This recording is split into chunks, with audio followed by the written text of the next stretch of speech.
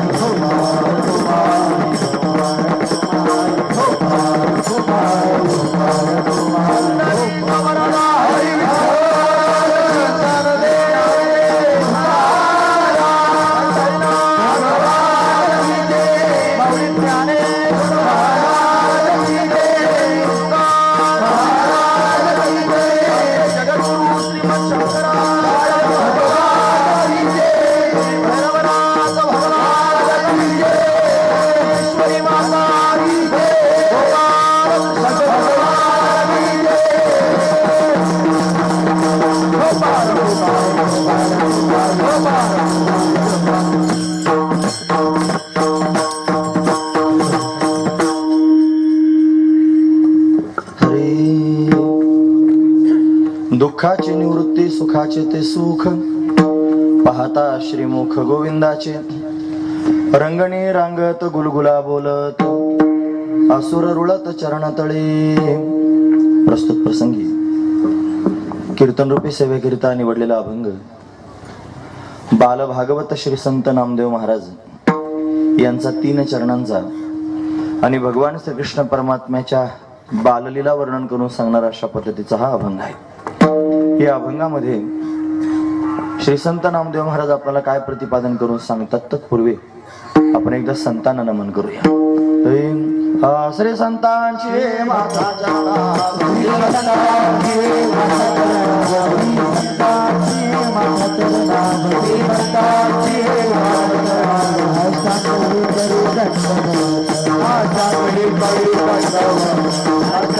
Hare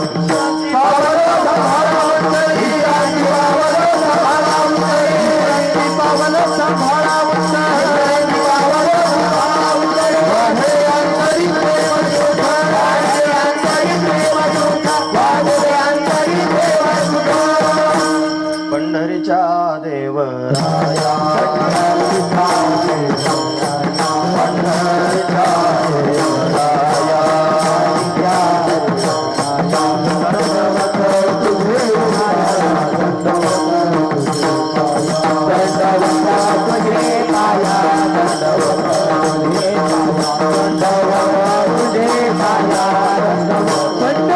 देवराया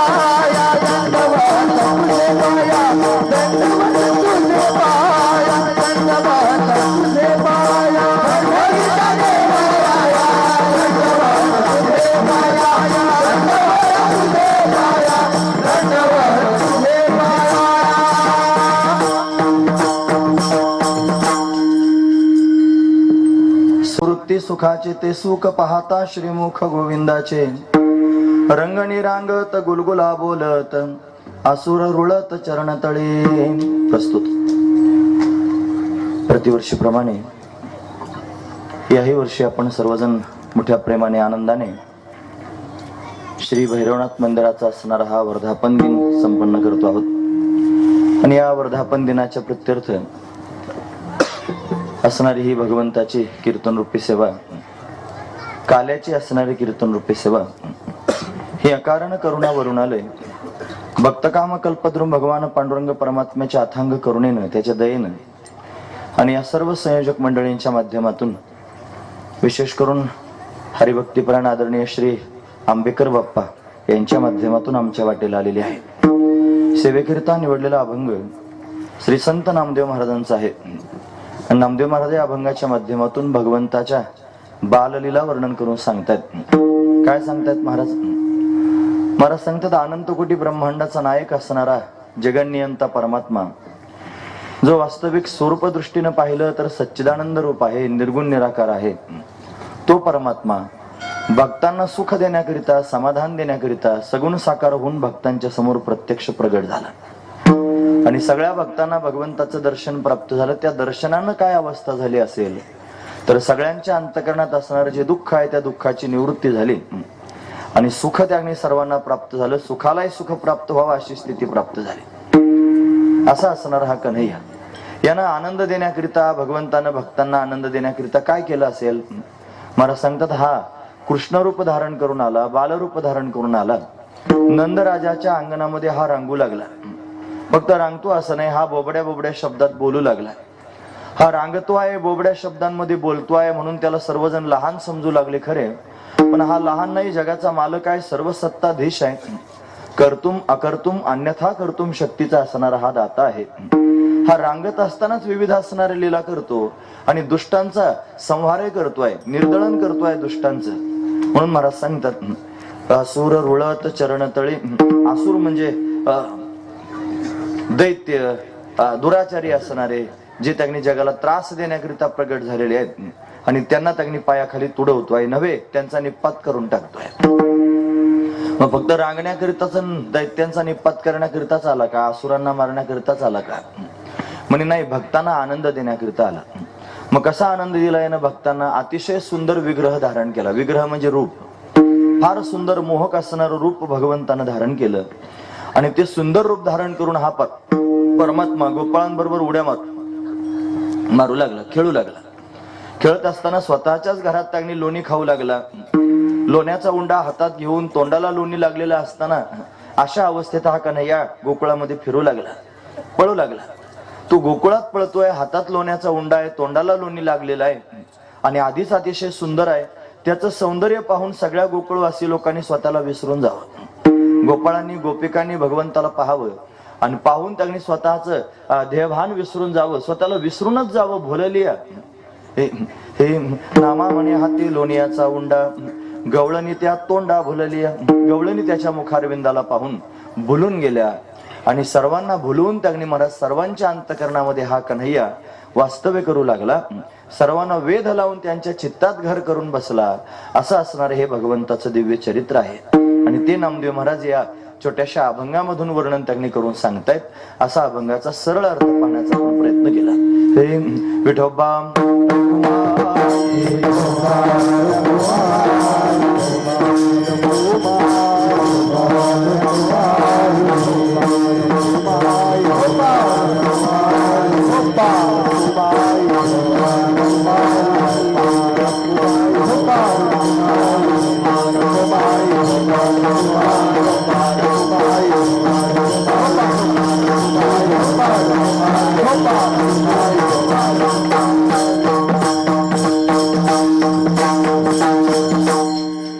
दुःखाची निवृत्ती सुखाचे ते सुख पाहता श्रीमुख गोविंदाची रंगणी रांगत गुलगुला बोलत असुर रुळत चरणतळी. गेल्या 5 वर्षांपासून आपण भैरवनाथ भगवंताची सेवा करतो आहोत. हा 5वा वर्धापन दिन आहे. श्री शंकराचार्य स्वामी इथे येऊन गेले. सरकटे बाबांच्या, आंबेकर बाप्पांच्या सर्वांच्या प्रेरणेतून त्यांनी असणारा हा, शिंदे बाबांच्या सर्वांच्या प्रेरणेतून असणारा हा सप्ताह. सप्ताह म्हणत जाऊ नये. सप्ताह म्हणजे सप्त म्हणजे 7 आणि आह म्हणजे दिवस. आह म्हणजे दिवस. सप्त आणि आह म्हणजे 7 दिवस असा त्याचा अर्थ होतो. हा त्रिदिनी असणारा आपला उत्सव म्हणा, वर्धापन सोहळा म्हणा, असा त्यांनी हा त्रिदिनी वर्धापन सोहळा. आणि या सोहळ्यात त्यांनी आज कलशाची, प्रसादाची असणारी, काल्याची असणारी कीर्तन रूपी सेवा. काल्याचं कीर्तन म्हटलं की भगवान श्रीकृष्ण परमात्म्याचे गुणानुवाद वर्णन करून सांगावे. त्याच्या गुणानुवादानं चित्त त्यांनी विभोर होऊन जातं. स्वतःला विसरण्याची प्रक्रिया जर काय असेल तर त्यांनी भगवंताचं चिंतन, भगवंताचं चरित्र श्रवण करणे. पण काल्याच्या कीर्तनात प्रकर्षानं भगवंताचं चरित्र वर्णन करून सांगितलं जातं. ते चरित्रच त्यांनी वर्णन करावं असा दंड काय महाराज वर्णन करून सांगतात. चरित्र ते उच्चारावे केले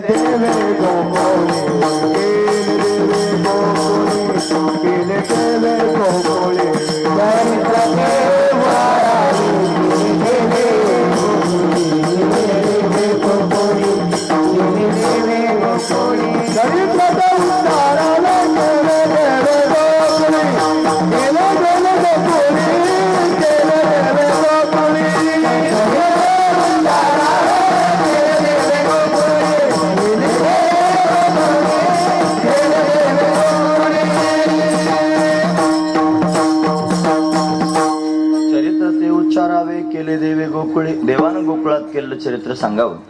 वास्तविक देवानं अनेक ठिकाणी चरित्र केलं महाराज. अनेक रूपामध्ये चरित्र केलं, अनेक ठिकाणी चरित्र केलं. हा परमात्मा अवतार धारण करून येतो आणि अवतार धारण करून भक्तांना समाधान देतो, भक्तांना आनंद देतो. 6 प्रकारानं परमात्म्याचा अवतार होत असतो. अंश, अंशांश, कलाम, आवेश, पूर्ण आणि पूर्णोत्तम हे 6 प्रकार आहेत अवताराचे. त्याच्यापैकी श्रीकृष्ण रूपात परमात्मा अवतीर्ण झाला, तो पूर्णोत्तम रूपाने अवतीर्ण झाला.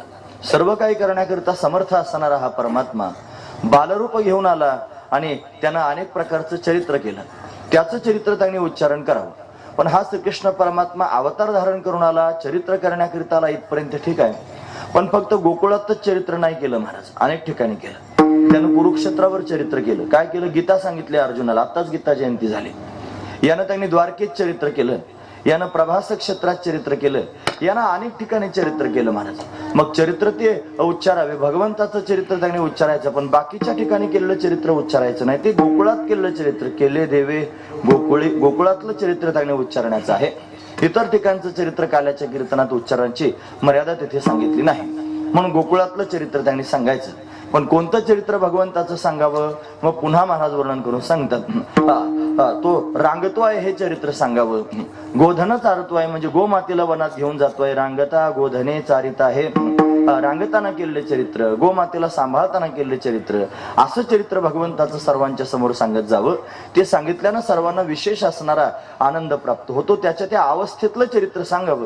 हे येदसे चरित्र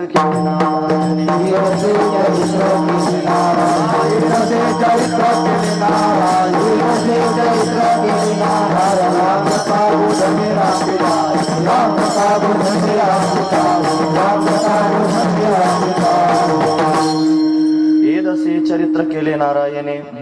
रांगता गोधने राखीत आहे. रांगताना गोमातेला सांभाळताना देवानं केले चरित्र आणि ते चरित्र त्यांनी सांगावं. का बरं चरित्र ते सांगावं? असं आहे, त्याच्या त्या चरित्रानं त्यांनी स्वतःला मनुष्य विसरून जातो. वास्तविक पाहता या संपूर्ण जगताकडे जर पाहिलं तर जगत ही एक उपाधी आहे. हे जगत म्हणजे त्यांनी महाराज एक विक्षेप आहे. आणि त्यापेक्षा सगळ्यांच्या दुःखाला कारण जर काय असेल तर हे जगतच आहे. हे जोपर्यंत प्रतीतीला येतं तोपर्यंत दुःख जाणार नाही. जसं आपल्याला प्रतिबिंब डोळ्यासमोर दिसतं, पण प्रतिबिंब कुठपर्यंत दिसेल?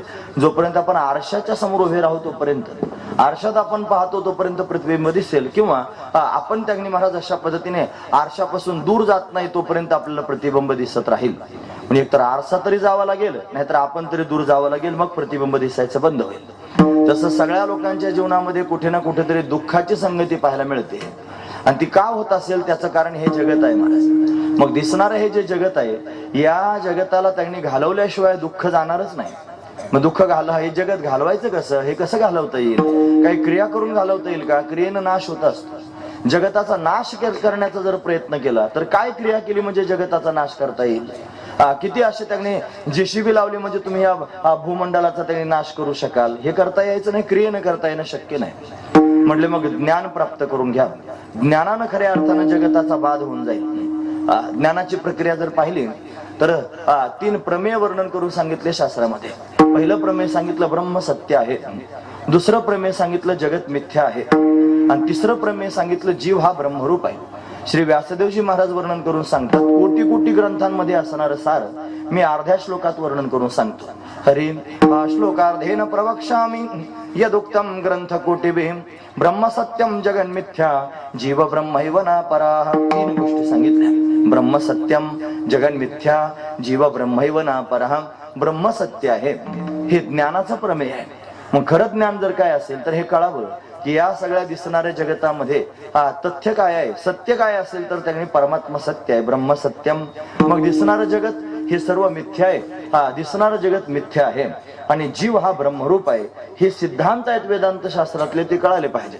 मग ज्ञानाच्या माध्यमातून ज्याला हे सिद्धांत कळाले तो म्हणतो ब्रह्म सत्य आहे, दिसणारं जगत सगळं मिथ्या आहे. मिथ्या म्हणजे काय? मिथ्या शब्दाचा अर्थ होतो जे त्यांनी स्वरूपवान आहे पण बाध करण्यास योग्य आहे. स्वरूपवान आहे, दिसतं डोळ्याला, पण जरी डोळ्याला दिसत असलं तरी ते खरं नाही. जसं त्यांनी उखर भूमीवर प्रखर सूर्यकिरणांचा संग झाला की त्याच्यावर झळाया झळाया आल्यासारख्या दिसतात, आणि या झळाला एक नाव आहे, त्याचं नाव आहे मृगजळ. त्याला म्हणतात मृगजळ. ते मृगजळ खरं असल्यासारखं दिसतं पण ते खरं नसतं. महाराज म्हणतात मृगजळ दिसे साचपणा ऐसे, आणि खोटी याचे पिसे उरफोडी.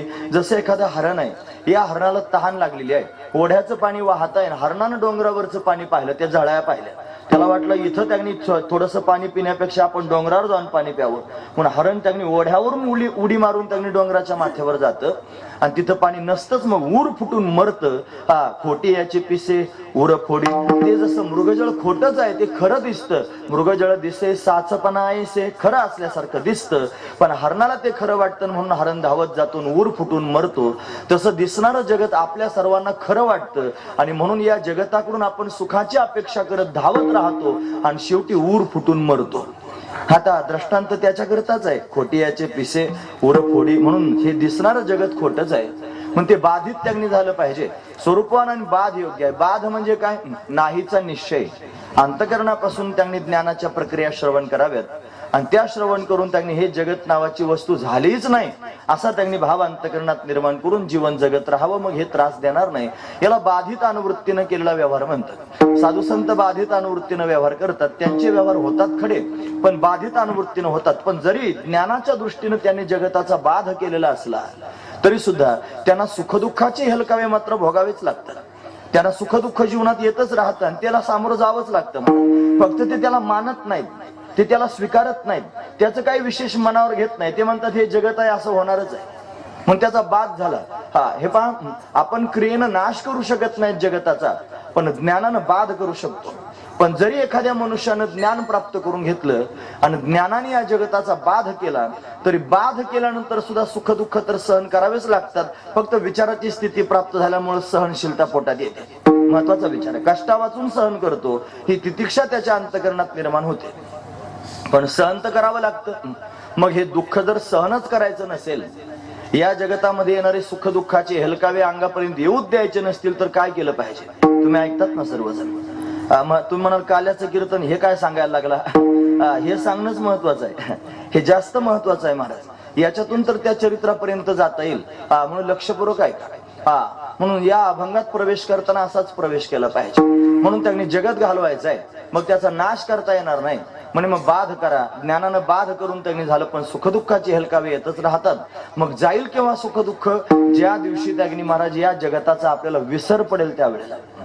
विसर पडल्याशिवाय ते होणारच नाही महाराज. विसर पडतो ना, एखाद्या माणसाला एखाद्या गोष्टीचा विसर पडतो. फार चांगले उन्हाळ्याचे दिवस असावेत, पाय चांगल्यापैकी पोळावेत, वरतून ऊन लागावं, दोघे जण भाऊ शेजारी शेजारी राहावे. पंचीकरणात आलेलं दृष्टांत आहे. एका भावाचं नाव आहे अ आणि दुसऱ्या भावाचं नाव आहे क, आणि ब नावाचा एक मित्र त्यांना भेटायला आला. तो अच्या घरात घुसला. हे त्यांनी क न पाहिलं. तो म्हणला मित्र तर आला, आणि दोघांचं भांडण होतं. दोन्ही भाऊ शेजारी शेजारी राहत होते. मग ते पहिल्या भावाच्या घरात त्यांनी तो मित्र घुसला. हा जेवायला बसला होता. जेवता जेवताच पाहिलं मित्र घुसलाय घरात. मग काय करायचं? मग त्याने विचार केला माझ्याविषयी काहीतरी सांगत असेल, म्हणून जेवता जेवता त्यांनी ताट तसंच सोडून दिलं.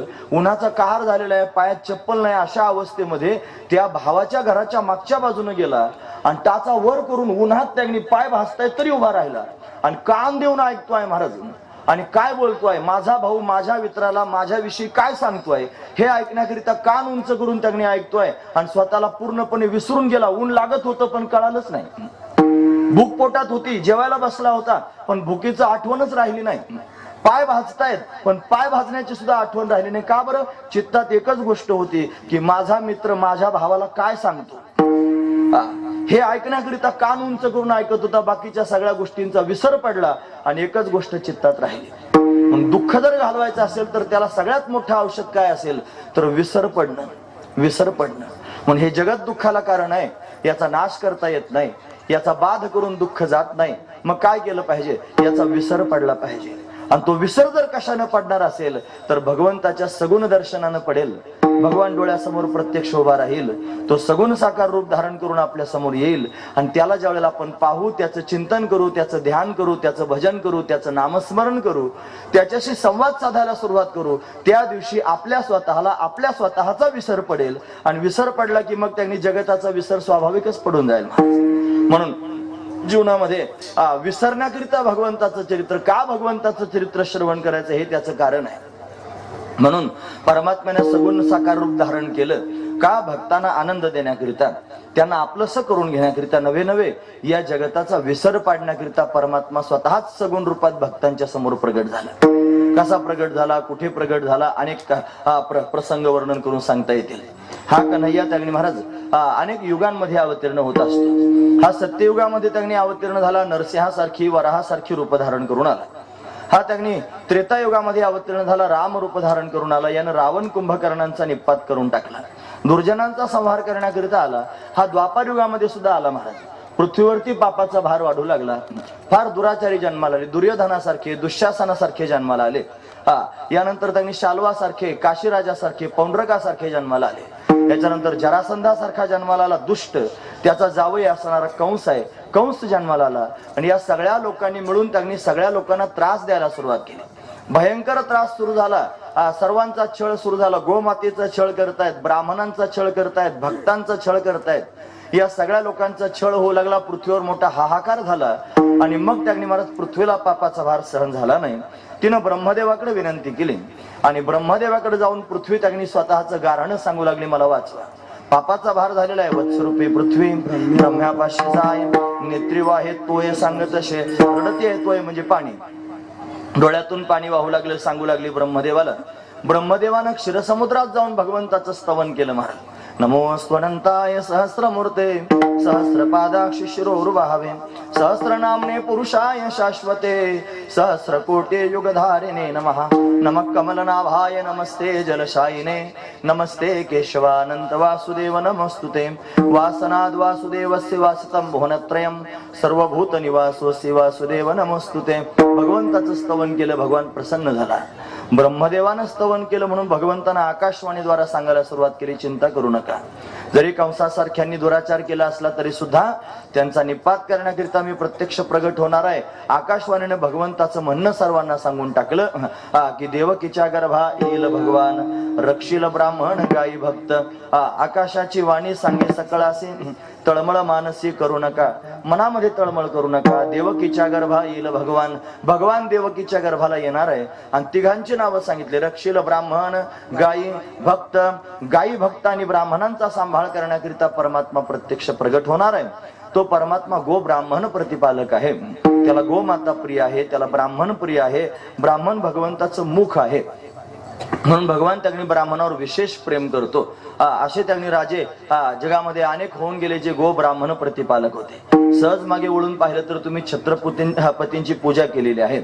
हे सुद्धा गो ब्राह्मण प्रतिपालक असणारे राजे आहेत.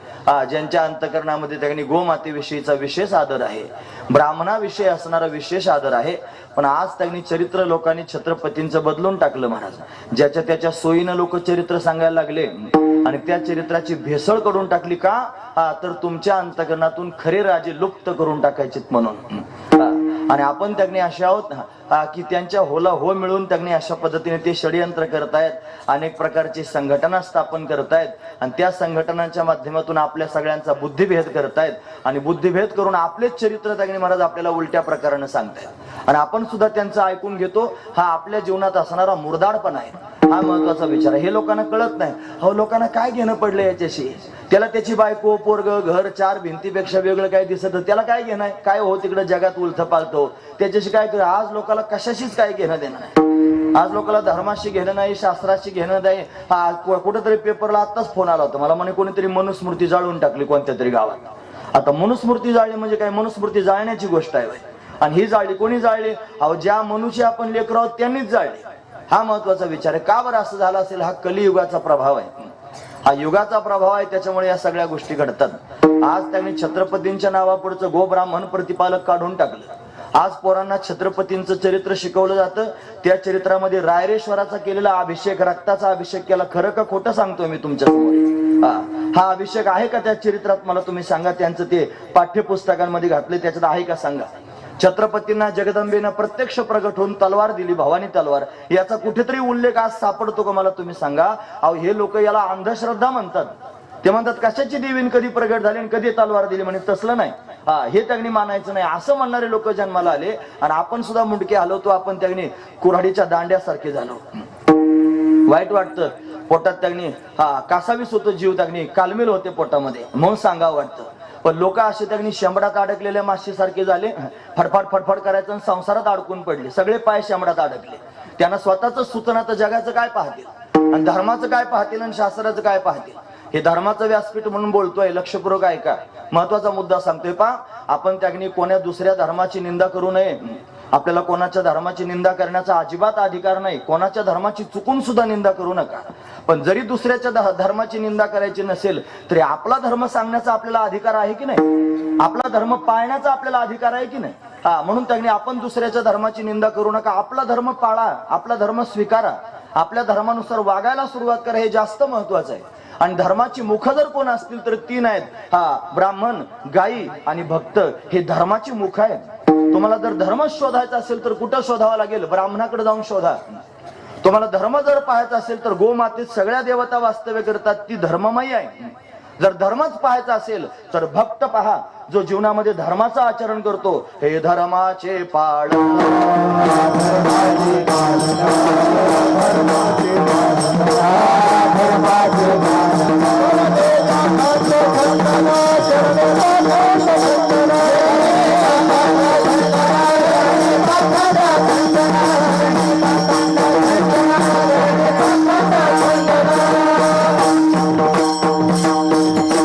धर्माची पाळन करणे, पाखंडाचं खंडन करणं आणि धर्माचं पालन करणं हे महत्वाचंच आहे. म्हणून साधू संतांनी धर्म त्यांनी पाळला. दुसऱ्याच्या धर्माची निंदा केली नाही, दुसऱ्याच्या धर्माचा द्वेष केला नाही, कोणाच्या उचापत्ती केला नाही. सगळेजण ज्याच्या त्याच्या ठिकाणी ठीक आहेत. म्हणून आपला धर्म आपण पाळावा. तीन गोष्टी महत्वाच्या: ब्राह्मण, गायी आणि भक्त.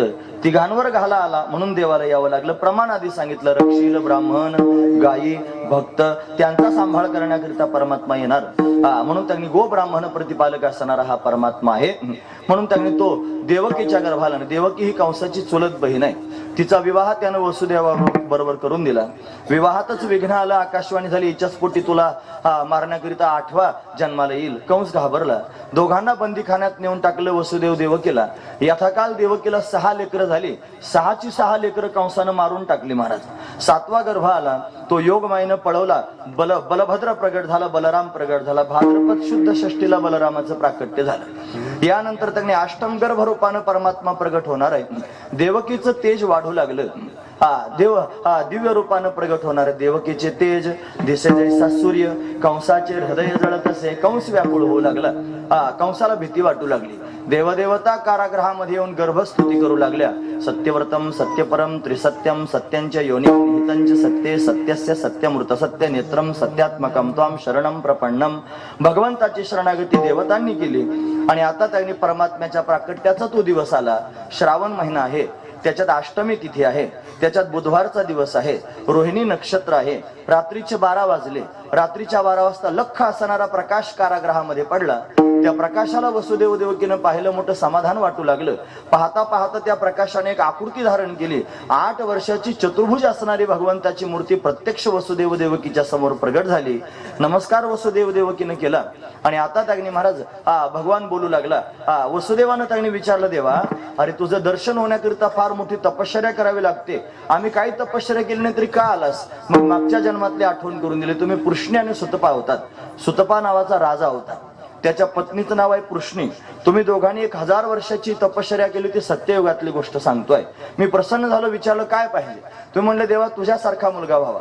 भगवान म्हणले माझ्यासारखा जगात मीच आहे, दुसरा कोणीच नाही. मग एवढी मोठी तपश्चर्या एवढंच वरदान मागितलं. म्हणून 3दा त्यांनी महाराज भगवान तथा असतो तथा असतो तथा असतो असं म्हणाले. हे 3दा म्हटलं म्हणून 3दा यावं लागलं. पृष्णी आणि सुतपाच्या घरी मी त्यांनी पृष्णीगर्भ होऊन जन्माला आलो. पहिला अवतार तो. तेच पृष्णी आणि सुतपा कश्यप आणि आदिती झाले. मी त्यांच्या घरी वामन रूपानं प्रगट झालो. आणि तेच कश्यप आदिती तुम्ही वसुदेव देवकी आहात. मी तुमच्या घरी कृष्ण रूपानं त्यांनी प्रगट झालेलो आहे. आपली फक्त येण्याचीच बोली होती, थांबण्याची काही बोली झाली नव्हती. मग आता मला जायचंय. म्हणे कुठे जायचंय? मला नंदराजाच्या घराला जायचंय. नंदाच्या घराला मजनी गोकुळाला, मला गोकुळाला नेऊन घाल असं त्यांनी सांगून टाकलं. पण म्हणे देवा एवढा मोठा तू आहेस, कसं तुला न्यायचं? भगवान म्हणले मी लहान होणार आहे. म्हणे पण बाहेर त्यांनी रक्षपाळ आहेत, जे हातात त्यांनी काठ्या घेऊन उभे आहेत. म्हणे मनसे रक्षपाळ ते मी मोहिले सकळ, मी सर्वांना मोहून टाकलेले, चिंता करू नकोस. मग भगवान लहान झाले. देवकीनं हातात घेतलं, स्तनपान करू लागली. दुसऱ्या क्षणाला आठवलं कंस धावत आला. मग काय करू? सोडा सोडा मिठी, लपवा लपवा जगे जेठी, झणी कंसाशी कळेल, माझ्या बाळाशी मारेल. मग वसुदेवाच्या हातात देवाला देऊन टाकलं. देवाला उचलल्याबरोबर चमत्कार झाला. उचलीला कमळापती, पायची बंधने गळती. बंधनं त्यांनी गळून गेली. द्वारपाल झोपी गेले, कुल्प गळून गेले. महाराज दरवाजे उघडले. लोक म्हणतात असं कुठं आपोआप होत असतं का? कुल्प गळाले, द्वारपाल झोपले, तुम्ही काय वावलटपणा सांगता? तुम्ही ऐकतात ना सर्वजण? अरे ज्या देवाला सगळं जग निर्माण करता येतं, तो देव कुल्प तोडू शकत नाही का? तुम्ही परत म्हणू का हेच मी? ज्या देवाला सगळी सृष्टी निर्माण करता आली, त्या देवाला कुल्प तोडून टाकणं का फार कठीण गोष्ट आहे का? ज्याच्या अंतकरणात देवाविषयीची श्रद्धा, भावना, विश्वास आहे, त्याला या सगळ्या गोष्टी मान्य होतात. तार्किकाला, नास्तिकाला या सगळ्या गोष्टी मान्य होत नाहीत. नाही झाल्या तर नाही झाल्या, त्याच्यात काय कौतुक आहे महाराज? असल्या नास्तिकांचा विचारच करायचा नाही आपण. हा महत्व. एकदा काय झालं, साखरे महाराज यात्रेला गेले होते. बरं, बद्रीनाथाला गेले होते. बैलगाड्या वगैरे सगळं ते पूर्वीचे साखरे महाराज, त्यांचं नाव दादा महाराज, ते त्यांनी गेले. आणि गेलेले असताना ग्वाल्हेरच्या जवळ त्यांनी गेले. त्यावेळेला संस्थानिक राजे होते. ग्वाल्हेरचा संस्थानिक राजा त्यांना स्वागत करण्याकरिता समोर आला. आणि आल्यानंतर त्यानं स्वागत केलं, सत्कार केला, सगळं झालं. आणि झाल्यानंतर त्यांनी घरापर्यंत नेलं. आणि नेल्यावर तिथं गेल्यावर म्हणला राजा, तो म्हणला मी तुमचं स्वागत करायला आलो इथपर्यंत ठीक आहे, तुमचा स्वागत सत्कार सगळा झाला, पाहुणचार झाला, पण असं समजू नका मी फार धार्मिक आहे म्हणून. मला काय देव वगैरे मान्य नाही. तुम्ही आलात आणि तिकडे चाललात, माझं कर्तव्य, माझ्या गावात आले म्हणून मी तुमचं स्वागत करतोय. देव वगैरे मला काही मान्य नाही असं म्हणल्यानंतर साखरे महाराज हसले खदखदून.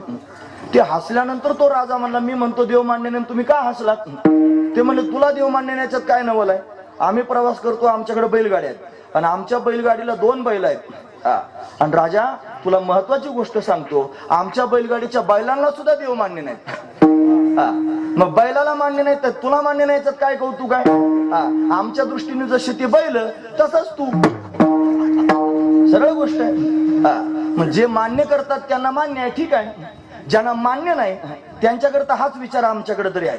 गाढवांना, कुत्र्यांना, बैलांना कधी देव मान्य झालेला तुम्हाला माहित झाला का? नाही. त्यांना देव मान्य होत नाही. मग त्यांना मान्य होत नाही, यांना मान्य होत नाही, याच्यात काय नवल आहे? यांची त्यांची कॅटेगरी सारखीच. ज्ञानेन हीन आणि पशुवीस समान. ज्ञाना वाचून ज्याचं जीवन आहे ते पशुसारखंच जीवन आहे महाराज. ज्याच्या जीवनात ज्ञानाचा स्वीकार करावा असं वाटत नाही त्याचं जीवन पशुसारखंच आहे. म्हणून त्यांनी या लोकांनी नाही मानलं तरी चालेल. ज्यांना हे मान्य नाही ते लोकच आम्हाला मान्य नाहीत. त्यांना फक्त माणसाचा आकार आहे, नाहीतरी हीन पशु होणी. मनुष्यपण तरी साधे नारायण, नाहीतरी हीन पशु होणी. अरे मनुष्यपणा जर आपल्याकडे आला असेल तर नारायणाला त्यांनी भजावं, त्याची प्राप्ती करून घ्यावी, नाहीतर पशुपेक्षा हीन आपलं जीवन होऊन जाईल. हा महत्वाचा विचार आहे. म्हणून कुल्प गळून गेले. ज्याची श्रद्धा अंतकरणात असेल, ज्याला भावनेची दृष्टी प्राप्त झाली असेल तो हे मान्य करेल. मान्य नाही त्याच्याकरता मी सांगत नाही, ज्यांना मान्य आहे त्यांच्याकरता सांगतो. कुल्प गळाले. भगवान लहान झाला, टोपली जवळ आली, देवाला टोपलीत घातलं, वसुदेवाने डोक्यावर घेतलं. धोधो पाऊस येऊ लागला. यमुनेला पुरात प्रवेश केला. नाकातोंडात पाणी जाणार. वसुदेवाच्या देवानं पायाचा अंगठा लावल्याबरोबर यमुना दुभंगली. पलीकडच्या काठाला गेली. यशोदा राणीच्या समोर कन्या प्रगट झाली होती. त्या कन्येला आपल्या बरोबर घेतला. आपला मुलगा तिथे ठेवला. वसुदेवजी कारागृहात आले आणि आल्यानंतर त्यागनी महाराज पुन्हा एकदा बंधनं जुळून आली. मायेनं आकांत केला. कंस धावत आला. कंसानं त्या कन्येला मारण्याचा प्रयत्न केला. हातातून निसटली ना आकाशात जाऊन उभी राहिली आणि कंसाकडे पाहून कंसाबरोबर बोलू लागली.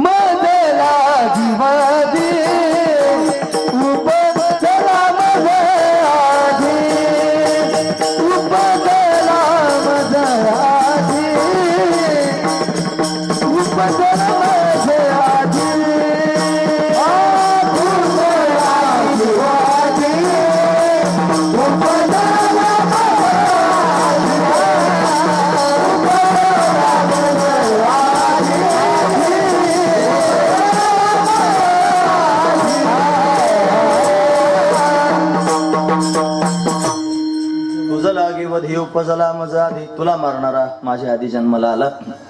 असं तिनं सांगितलं. तो घाबरला महाराज कंस. इकडे कंस भयभीत झाला, पण गोकुळवासी लोकांना फार सुख झालं. परमात्म्याचं प्राकट्य झालं आणि प्राकट्य झाल्यानंतर त्याने महाराज सगळ्यात आधी बातमी कळाली असेल तर ती सुनंदेला, नंदराजाची बहीण आहे. ते सर्व त्याने महाराज गोकुळवासी लोक भगवंताची वाटच पाहत होते. कल्पची कल्प तपश्चर्या केलेले महात्मे होते, ज्यांच्या अंतकरणामध्ये भगवत दर्शनाची ओढ लागलेली होती. भगवान प्रसन्न झाला होता. विचारलं होतं काय पाहिजे तुम्हाला? म्हणे देवा तुझ्या संगतीत राहावंसं वाटतं, समाधान प्राप्त करावंसं वाटतं. तू आमच्यावर उड्या माराव्यास, खेळावंस, बागडावंस, आमच्या बरोबर जेवावंस, आमच्या नावानं आम्हाला हाक मारावीस आणि फार प्रेम द्यावंस तू स्वतः असं वाटतं. देवानं आशीर्वाद दिला होता, या द्वापार युगाच्या शेवटी मी प्रगट होणार आहे गोकुळात, तुम्ही सगळ्यांनी या.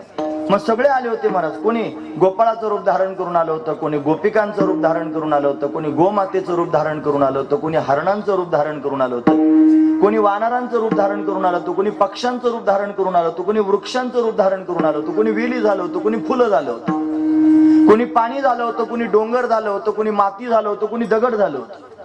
हे सगळेचे सगळे गोकुळात आले आणि सर्वांना आस लागली होती भगवान भेटण्याची. पण भगवान येत नाही. सर्वांचं अंतकरण दुःखी होतं की देव काय येत नाही. सर्वजण व्याकुळ झाले होते, दुःखानं विभोर झाले होते. देव काय येत नाही, कधी प्रगट होईल, कधी भेटेल देव. सर्वांना आस लागली होती. तुम्ही ऐकतात ना सर्वजण, देव भेटत असतो महाराज, पण कधी जेव्हा त्याच्या भेटीची आस लागेल तेव्हा. आस लागणारा माणूस निवडून पडतो.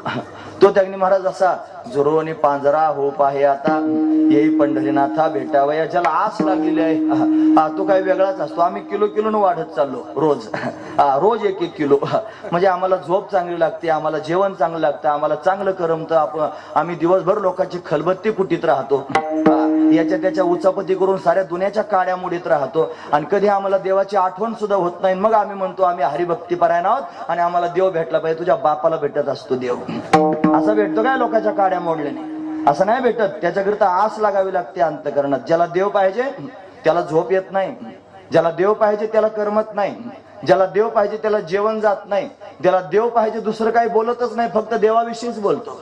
अशी त्याची अवस्था झाली पाहिजे तेव्हा परमात्मा भेटेल. असा भेटत नसतो महाराज.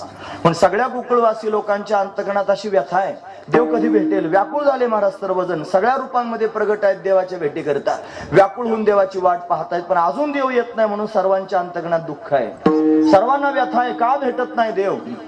अशी स्थिती निर्माण झाली होती ना. आता परमात्मा आला. तो आल्यानंतर त्यागनी महाराज सगळ्यात आधी सुनंदेला कळालं नंदराजाची बहीण आहे, तिने यशोदा राणीला जाग केलं, झोपेत आहे यशोदा. जागी झाली, त्यागनी महाराज कन्हैयाला पाहिलं, हृदयाला लावलं. सुनंदा नंदराजाला सांगण्याकरिता गेली. नंदराजानं नवरत्नांचा हार त्याने देऊन टाकला सुनंदेला. सुनंदा गवळण सगळ्या गावात सांगण्याकरिता फिरू लागली. गवळण सांगे गवळणीला पुत्र झाला यशोदेला. सगळं गाव त्यागनी महाराज कन्हैयाला पाहण्याकरिता ललायत झालं होतं. सगळ्यांच्या पोटात दुःखच होतं की देव का भेटत नाही म्हणून. पण आता देव आल्याचा निरोप सर्वांना मिळाला आणि निरोप मिळाल्याबरोबर त्यांनी सर्वजण धावतच निघाले. नटून थटून शृंगार करून कन्हैयाला पाहण्याकरिता त्यांनी नंद भवनामध्ये सर्वजण आले. देवाला पाळण्यात घातलं होतं. सर्वांनी त्यांनी खेळणा पाळणा सुंठवडा वस्त्र आभूषण आणली आणि सर्वजण त्यांनी पाहण्याकरिता आले. पाळण्यात घातलेल्या देवाला सगळ्या गोकुळवासी लोकांनी पाहिलं आणि पाहिल्याबरोबर काय वर्णन करून सांगावं. सगळ्यांच्या अंतकरणातलं दुःख त्याच क्षणाला निवृत्त झालं आणि एवढं सुख झालं की त्या सुखाचं वर्णन करता येत नाही. महाराज नामदेव महाराज वर्णन करून सुखाची निवृत्ती सुखाचे सुख दुःखाची निवृत्ती सुख देते सुख दुःखाची निवृत्ती सुखाचे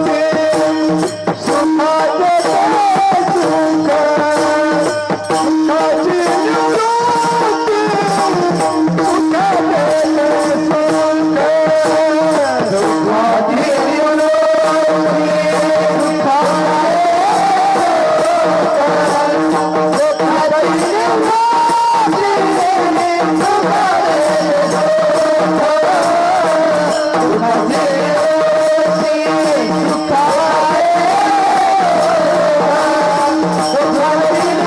दुःखाची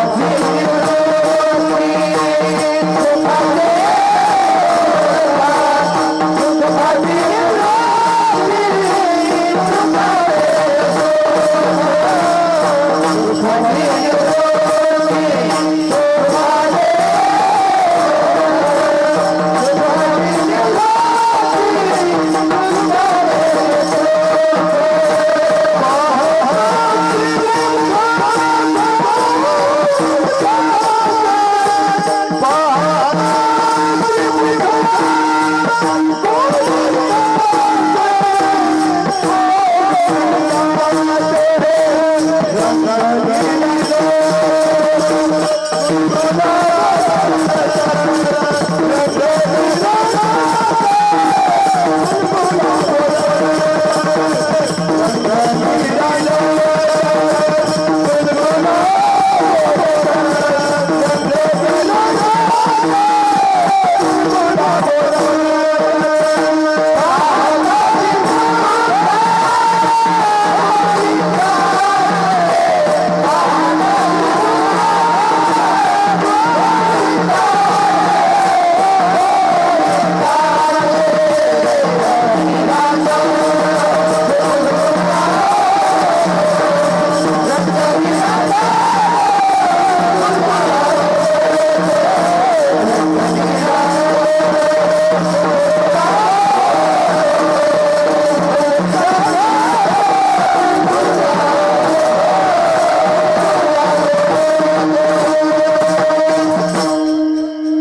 दुःखाची निवृत्ती सुखाचे ते सुख पाहता श्रीमुख गोविंदाचे.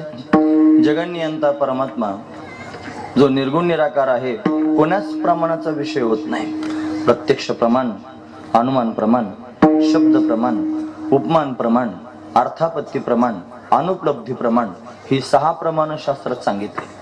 आणि या कोणत्याच प्रमाणाचा विषय होत नाही असा असणारा परमात्मा जो निर्गुण आहे, जो निराकार आहे, जो अनादि आहे, अनंत आहे असा असणारा सच्चिदानंद स्वरूप परमात्मा जो कशालाच कळत नाही, मनाला कळत नाही, वाणीला कळत नाही, मनवाच्यातीत तुझे हे स्वरूप असा असणारा परमात्मा सगुण साकार होऊन भक्तांच्या समोर प्रगट झाला. आणि बाल रूप घेऊन त्यांनी प्रत्यक्ष प्रगट झाला. त्याला पाहिल्याबरोबर सर्वजण स्वतःला विसरले. सर्वांच्या अंतकरणामध्ये व्यथा निर्माण झाली होती, दुःख निर्माण झालं होतं. देव का भेटत नाही याचं.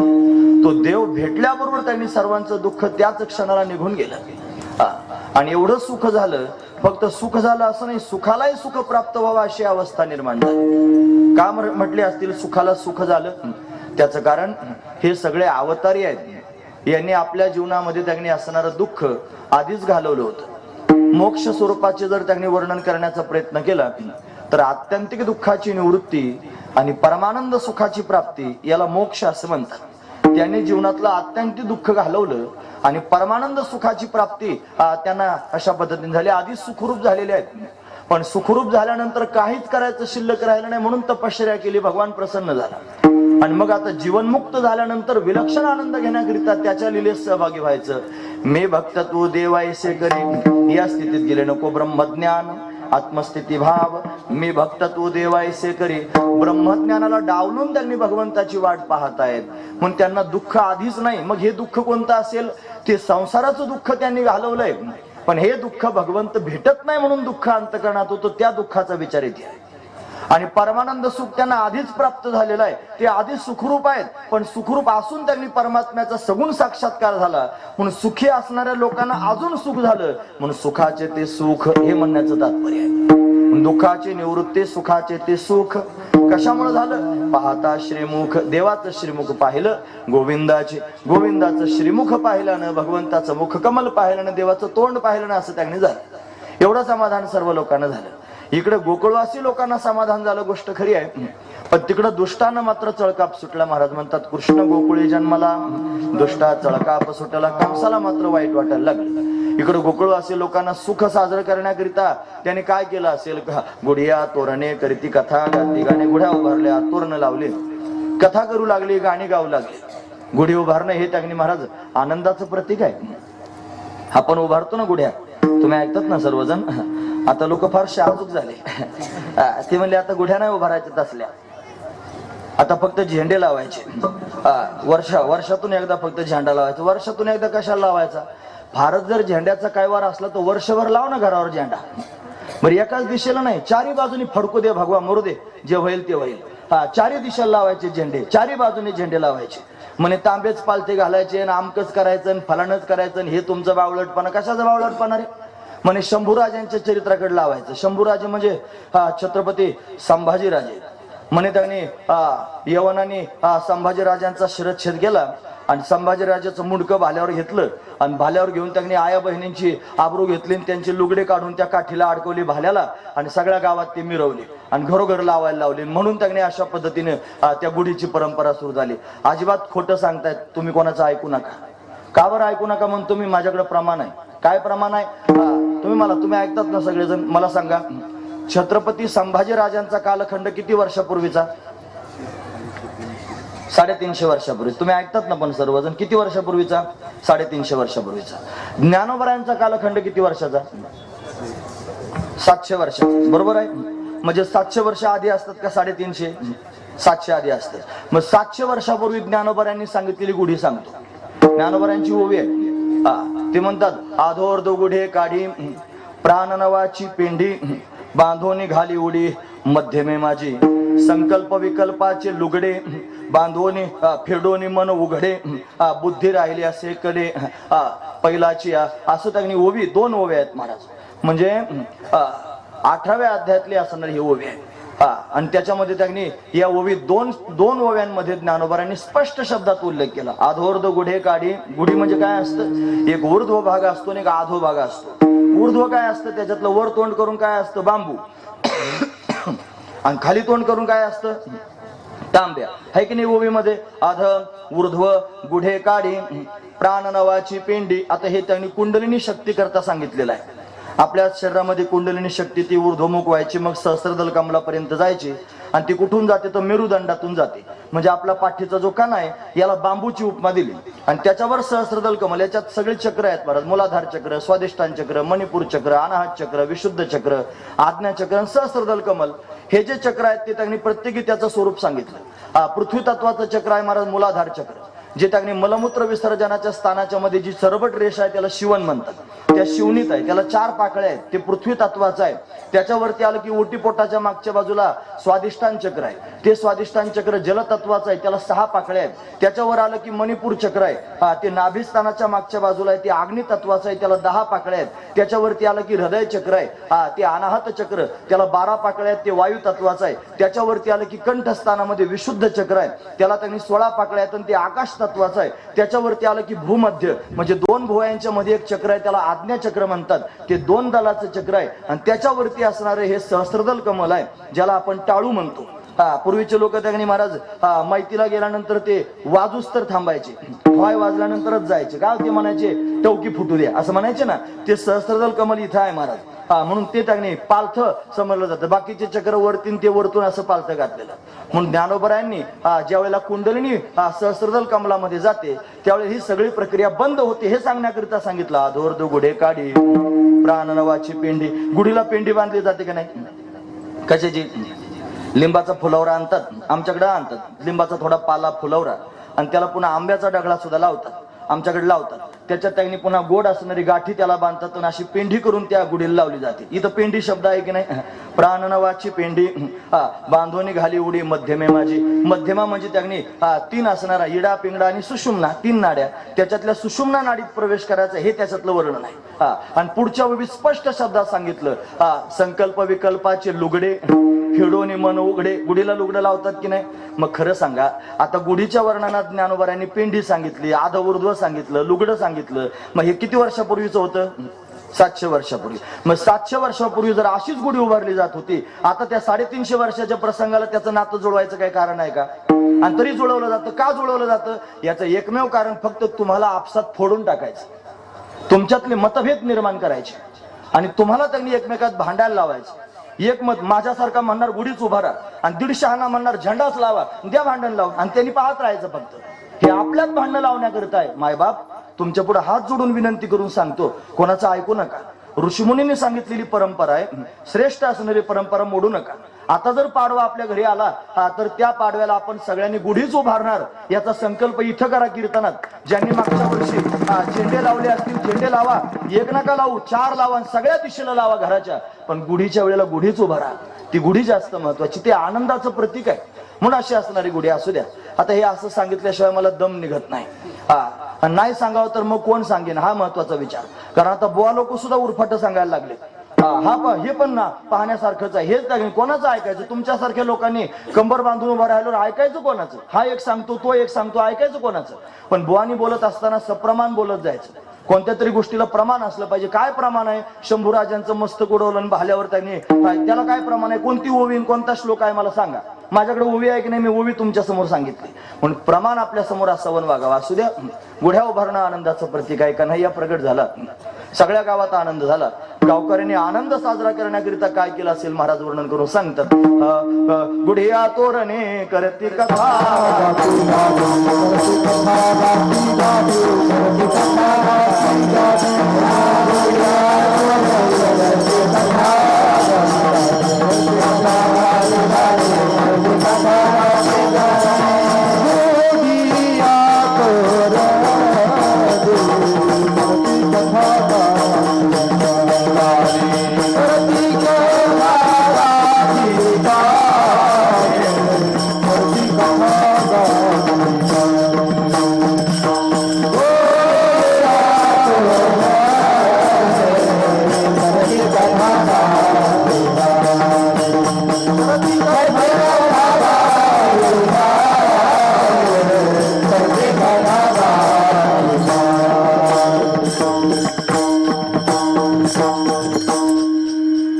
गुढिया तोरणे करीती कथा गाती गाणी. गोकुळवासी लोकांना आनंद झाला. गुढ्या उभारल्या, तोरणं लावली, कथा करू लागली, गाणी गाऊ लागली. आनंद विहोर होऊन भगवंताचं स्वागत सर्वजण करू लागले. तिकडे कंसाला मात्र वाईट वाटलं. त्यानं सभाच भरवली. त्याने सगळ्या दैत्यांना बोलावलं, पुतनाबाईंना बोलवून घेतलं. पुतनेला सांगितलं माझा शत्रू जन्माला आलाय, त्याला मारण्याकरिता जा. पुतना चतुर्दशीला भगवंताला मारण्याकरिता आली. पुतनेने देवाला मारण्याकरिता सुंदर रूप धारण करायचं ठरवलं. नामा म्हणे आली नंदाची घरा, स्वरूप सुंदरा देवांगना. देवांगनाच त्यांनी प्रत्यक्ष जणू काय अप्सरा घाली आली असावी. तिचं स्वागत यशोदेने केलं. कुठे म्हणे मुलगा म्हणे आताच झोपलंय पाय. झोपवलं म्हणल्याबरोबर देवानं ऐकलं. म्हणे मी तर जागाच आहे. झोपलं म्हणते आई, झोपवलं म्हणते. काय करायचं? देवानं रडायला सुरुवात केली. का रडला असेल? त्यानं विचार केला बोहनीचं गिऱ्हाईक आलं आणि आई म्हणते झोपला, आता काय करायचं? काहीतरी केलं पाहिजे ना. कन्हैया रडू लागला. पुतना म्हणली काय ग यशोदे खोटं बोलते, जागच आहे तुझं बाळ, आण म्हणे. आण म्हणलं की आणावं लागलं. पुतणीच्या हातात दिलं. पुतणीने त्याला स्तनपान करून त्याने विष घालून मारण्याचा प्रयत्न केला, पण भगवंतानं तिचं शोषण करून घेतलं. शोषिली पुतना येणे मोहिले करून ज्ञानोबराय वर्णन करून सांगतात. म्हणून यानं त्यांनी महाराज अशा पद्धतीने पुतणेचा उद्धार करून टाकला. सामुंच मुंच आलमिती प्रभाशिनी भागवतकार वर्णन करून सांगतात. पुतणेचा उद्धार झाल्याची बातमी कंसाला कळाली. कंस त्यांनी भयभीत झाला. या कंसानं त्यांनी थांबायचं ना, मग त्यानं न थांबता अनेक दैत्य पाठवायला सुरुवात केली. यानं महाबळ नावाचं त्यांनी दैत्य पाठवलं. तो ब्राह्मणाचं रूप धारण करून आला. तो हातात पंचांग घेऊन आला, गळ्यात त्याच्या जानवं होतं, त्यांनी सगळं होतं आणि आला म्हणे नंदराजाच्या घरी. नंदराजाने त्याचं स्वागत केलं. बसायला पाठ दिला, टेकायला पाठ दिला, त्याला पंचांग ठेवायला पाठ दिला. चहा पाणी नाश्ता पोहे सगळं झालं. आणि सगळं झाल्यावर म्हणे आता हे बघ तुझ्या मुलाचं भविष्य सांगायला आलो. मग कन्हैयाला समोर घेऊन बसले आणि त्यानं भविष्य सांगायला सुरुवात केली. आणि भविष्य सांगताना त्यांनी महाराज सगळंच सांगायला सुरुवात केली. म्हणे नंदा काय फार चांगलं म्हणे पोरग तुझं. म्हणे हे त्यांनी श्रावण महिन्यात जन्माला आलं, फार चांगला मुलगा. हा त्यांनी रोहिणी नक्षत्रावर जन्माला आला, फार चांगला आहे. याचं चंद्रबळ फार चांगलं आहे. हे त्यांनी महाराज बुधवारच्या दिवशी जन्माला आला. हे सगळं सांगायला सुरुवात केली. ग्रह नक्षत्र सगळे अनुकूल आहेत, सगळ्या गोष्टी त्यानं सांगितल्या. ज्योतिषी लोक आधी चांगलं चांगलं सांगतात आणि नंतर मग काय का कठीण असलं लगेच सांगत जाऊ नये. मग नंतर बाकीचं सांगायला सुरुवात केली. हे सगळं जरी खरं असलं तरी हे सगळं खरं आहे, पण हे पण म्हणल्यावर नंदराजा जरा चमकून पाहिला नाही. पण काय म्हणे हे सगळं खरं आहे, पण हे पोरग थोडस चोऱ्या करील बरं का. चोऱ्या करील म्हणल्यावर नंदराजा म्हणे हो याला आपण समजून सांगू चोऱ्या का. अरे पण चोऱ्या करून नाही थांबणार, हे खोड्या सुद्धा करील. हे खोड्या करील, मग आपण त्याला काहीतरी शिक्षा देऊ. अरे खोड्या नाही, व्याभिचार करील म्हणे आपण काहीतरी दंड देऊ. एवढं सगळं सांगून त्यांनी थांबावं की नाही. देव म्हणला अरे वा असा ज्योतिषी आपण पाहिलाच नाही. म्हणे सगळं करणार आहे मी. एवढं सांगून थांबलं नाही. म्हणे हे पोरग 16,108 बायका करेल. नंदराजाची छातीच मोठी झाली. तुम्हाला एवढ्या सुना मला येतील, फार आनंदाची गोष्ट आहे. एवढ्या बायका करील असं म्हणल्यावर फार आनंद झाला. तेवढं सांगून थांबलं नाही. पुढचं सांगितलं मला हे पोरग सगळ्या कुळाला बुडवणार आहे. देव मला हे सुद्धा मी करणार आहे. सगळं सांगतोय खरंची खरं. एवढं सांगून ना थांबावं की नाही त्यानं. त्याच्या पुढचं म्हणला तुम्हाला हे पोरग घरात ठेवण्याच्या लायकीचं नाही. नंदा एक पेटी आण, पेटीत या पोराला घाल, पेटीला कुलूप लाव आणि जंगलात नेऊन पुरून टाक पेटी. देव म्हणला तुझं कौतुक करीत होतो आतापर्यंत. सगळं चांगलं सांगितलं, अमुक झालं, सगळं खरं सांगितलं, तू माझ्याच मुळावर उठला. आता तुझी गंमत केली पाहिजे. आता तो ब्राह्मणाच्या रूपात आला होता ना म्हणून जीवेच मारायचं नाही देवाने ठरवलं. पण याची फजिती केली पाहिजे. काय करायचं, ज्या पाटावर बसला होता ना महाराज देवाने त्या पाटाकडे पाहिलं. पाहिल्यावर पाटाला कळालं काय म्हणायचं ते. पाट असा हळूहळू उंच आकाशात उडायला लागला. असं पाटाने करायला सुरुवात केली. त्याला समजत नाही महाबळाला बराच वेळ काय चाललंय ते. पाहता पाहता पाटान धरला, असाच फेकला महाराज. फेकल्याबरोबर जो टेकायला दिला होता ना पाठ, तुम्हाला मित्र का कमी करू, तोय उंच आकाशात उडाला, रपकन पाठीत जाऊन पडला. दिला पाठीवरी पाठ, त्याच्या पाठीवरच पाठ घातला महाराज. आता फक्त पाटांना सांगितलं होतं ना, बाकीच्या लोकांना काही आज्ञा दिली होती का. पण घरातले सगळे अचेतन पदार्थ जागे झाले. लाटणं, पोळपाट, सांडशी, चिमटा, उखळ, मुसळ, जात, त्याला काय म्हणतात रुमणं. ते रुमणंही निघलं महाराज. कुठं आणू दे धनाधन मार बसायला. कोणी डोक्यात हाणतोय, कोणी पाठीत हाणतोय, कोणी पोटात हाणतोय, कोणी पायावर हाणतोय. पळायला लागला. दरवाजातून बाहेर त्यांनी पळणारा एक बाजच आडवी आली. लोक म्हणतात मोडकी. मोडकी कशाची होती. अहो राजाच्या घरची बाज होती. अशी त्यांनी बाजच आडवी. बाजेवरून पाय टाकून जायला लागला महाबळ भट. तो जातोय, बाजेनं त्याचं धोतरच धरलं महाराज.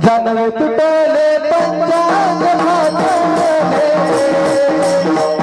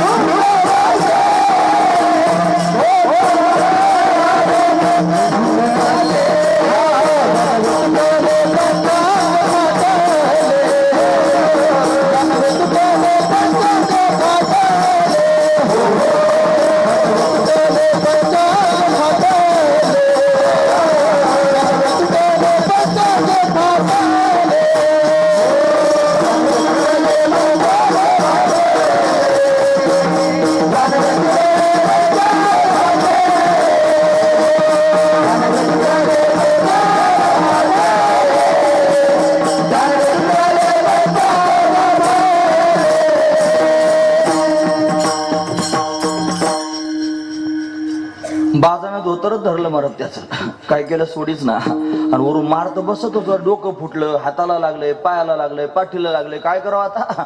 मला हे धोतर सोडायच्या नादात वरून मार बसतोय. त्यानं धोतराचा छंद सोडून दिला. मोरदे मला फिटलं तर फिटलं, पळायला सुरुवात केली. त्याचं धोतरही त्यांनी फिटलं, त्याच्या गळ्यातलं जानवं तुटलं, जानवे तुटले, पंचांग फाटले, धोतर गळाले ढोंगणाचे. नागवाच पळत गेला महाराज कंसा, ए कंसा जाऊ नको. कंसाला बाहेर कोण आरडाओरडा करतं पाहायला हवं होता. अरे म्हणे असा उघडा नागडा हिंडतो म्हणे माझ्या राज्यात, तुला लाज वाटत नाही, जाय म्हणे घरी कपडे घालून. तो मला मी जातो पण तुला सांगायला आलो. म्हणे काय, मी जिथं गेलो होतो तिथं जाऊ नकोस. म्हणे कुठे गेला होता, तुझ्या शत्रूला मारायला गेलो होतो. मी ब्राह्मण होऊन गेलो म्हणून जिवंत परत आलो, तुझी गॅरंटी देता यायची नाही कंसा, तू जाऊ नको. कंस काय ऐकणार आहे का महाराज. कंसानं अनेक दैत्यांना पाठवलं आणि भगवान त्या सर्वांचा उद्धार करतोय, महत्वाचा विचार आहे. आता हा कन्हैया मोठा होऊ लागला, हा रांगू लागला. तो रांगतोय, रांगता रांगता लीला करतोय. काय लीला करतोय नामदेव महाराज वर्णन करून रंगनी रांगे गुलगुला बोले, रंगनी रांगे गुलगुला बोले, रंगनी रांगे गुलगुला बोले, रंगनी रांगे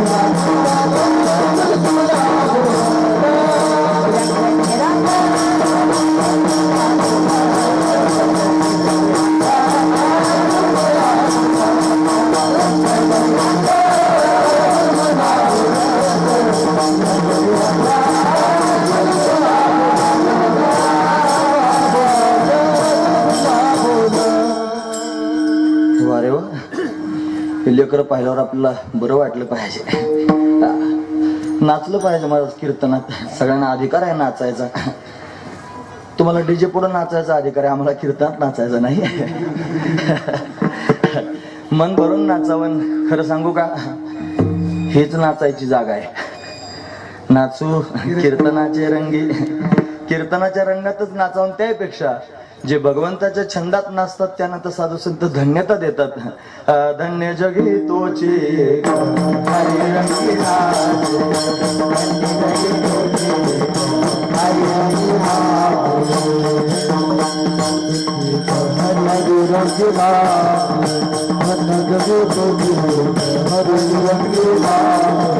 राम वैष्णवाच देवा सदा स्मरणवा, राम वैष्णवाच देवा सदा स्मरणवा. धन्य जगी तोची एक हरि हरि नाम, धन्य जगी तोची एक हरि हरि नाम, जगी तोची एक हरि हरि नाम, हरि हरि नाम.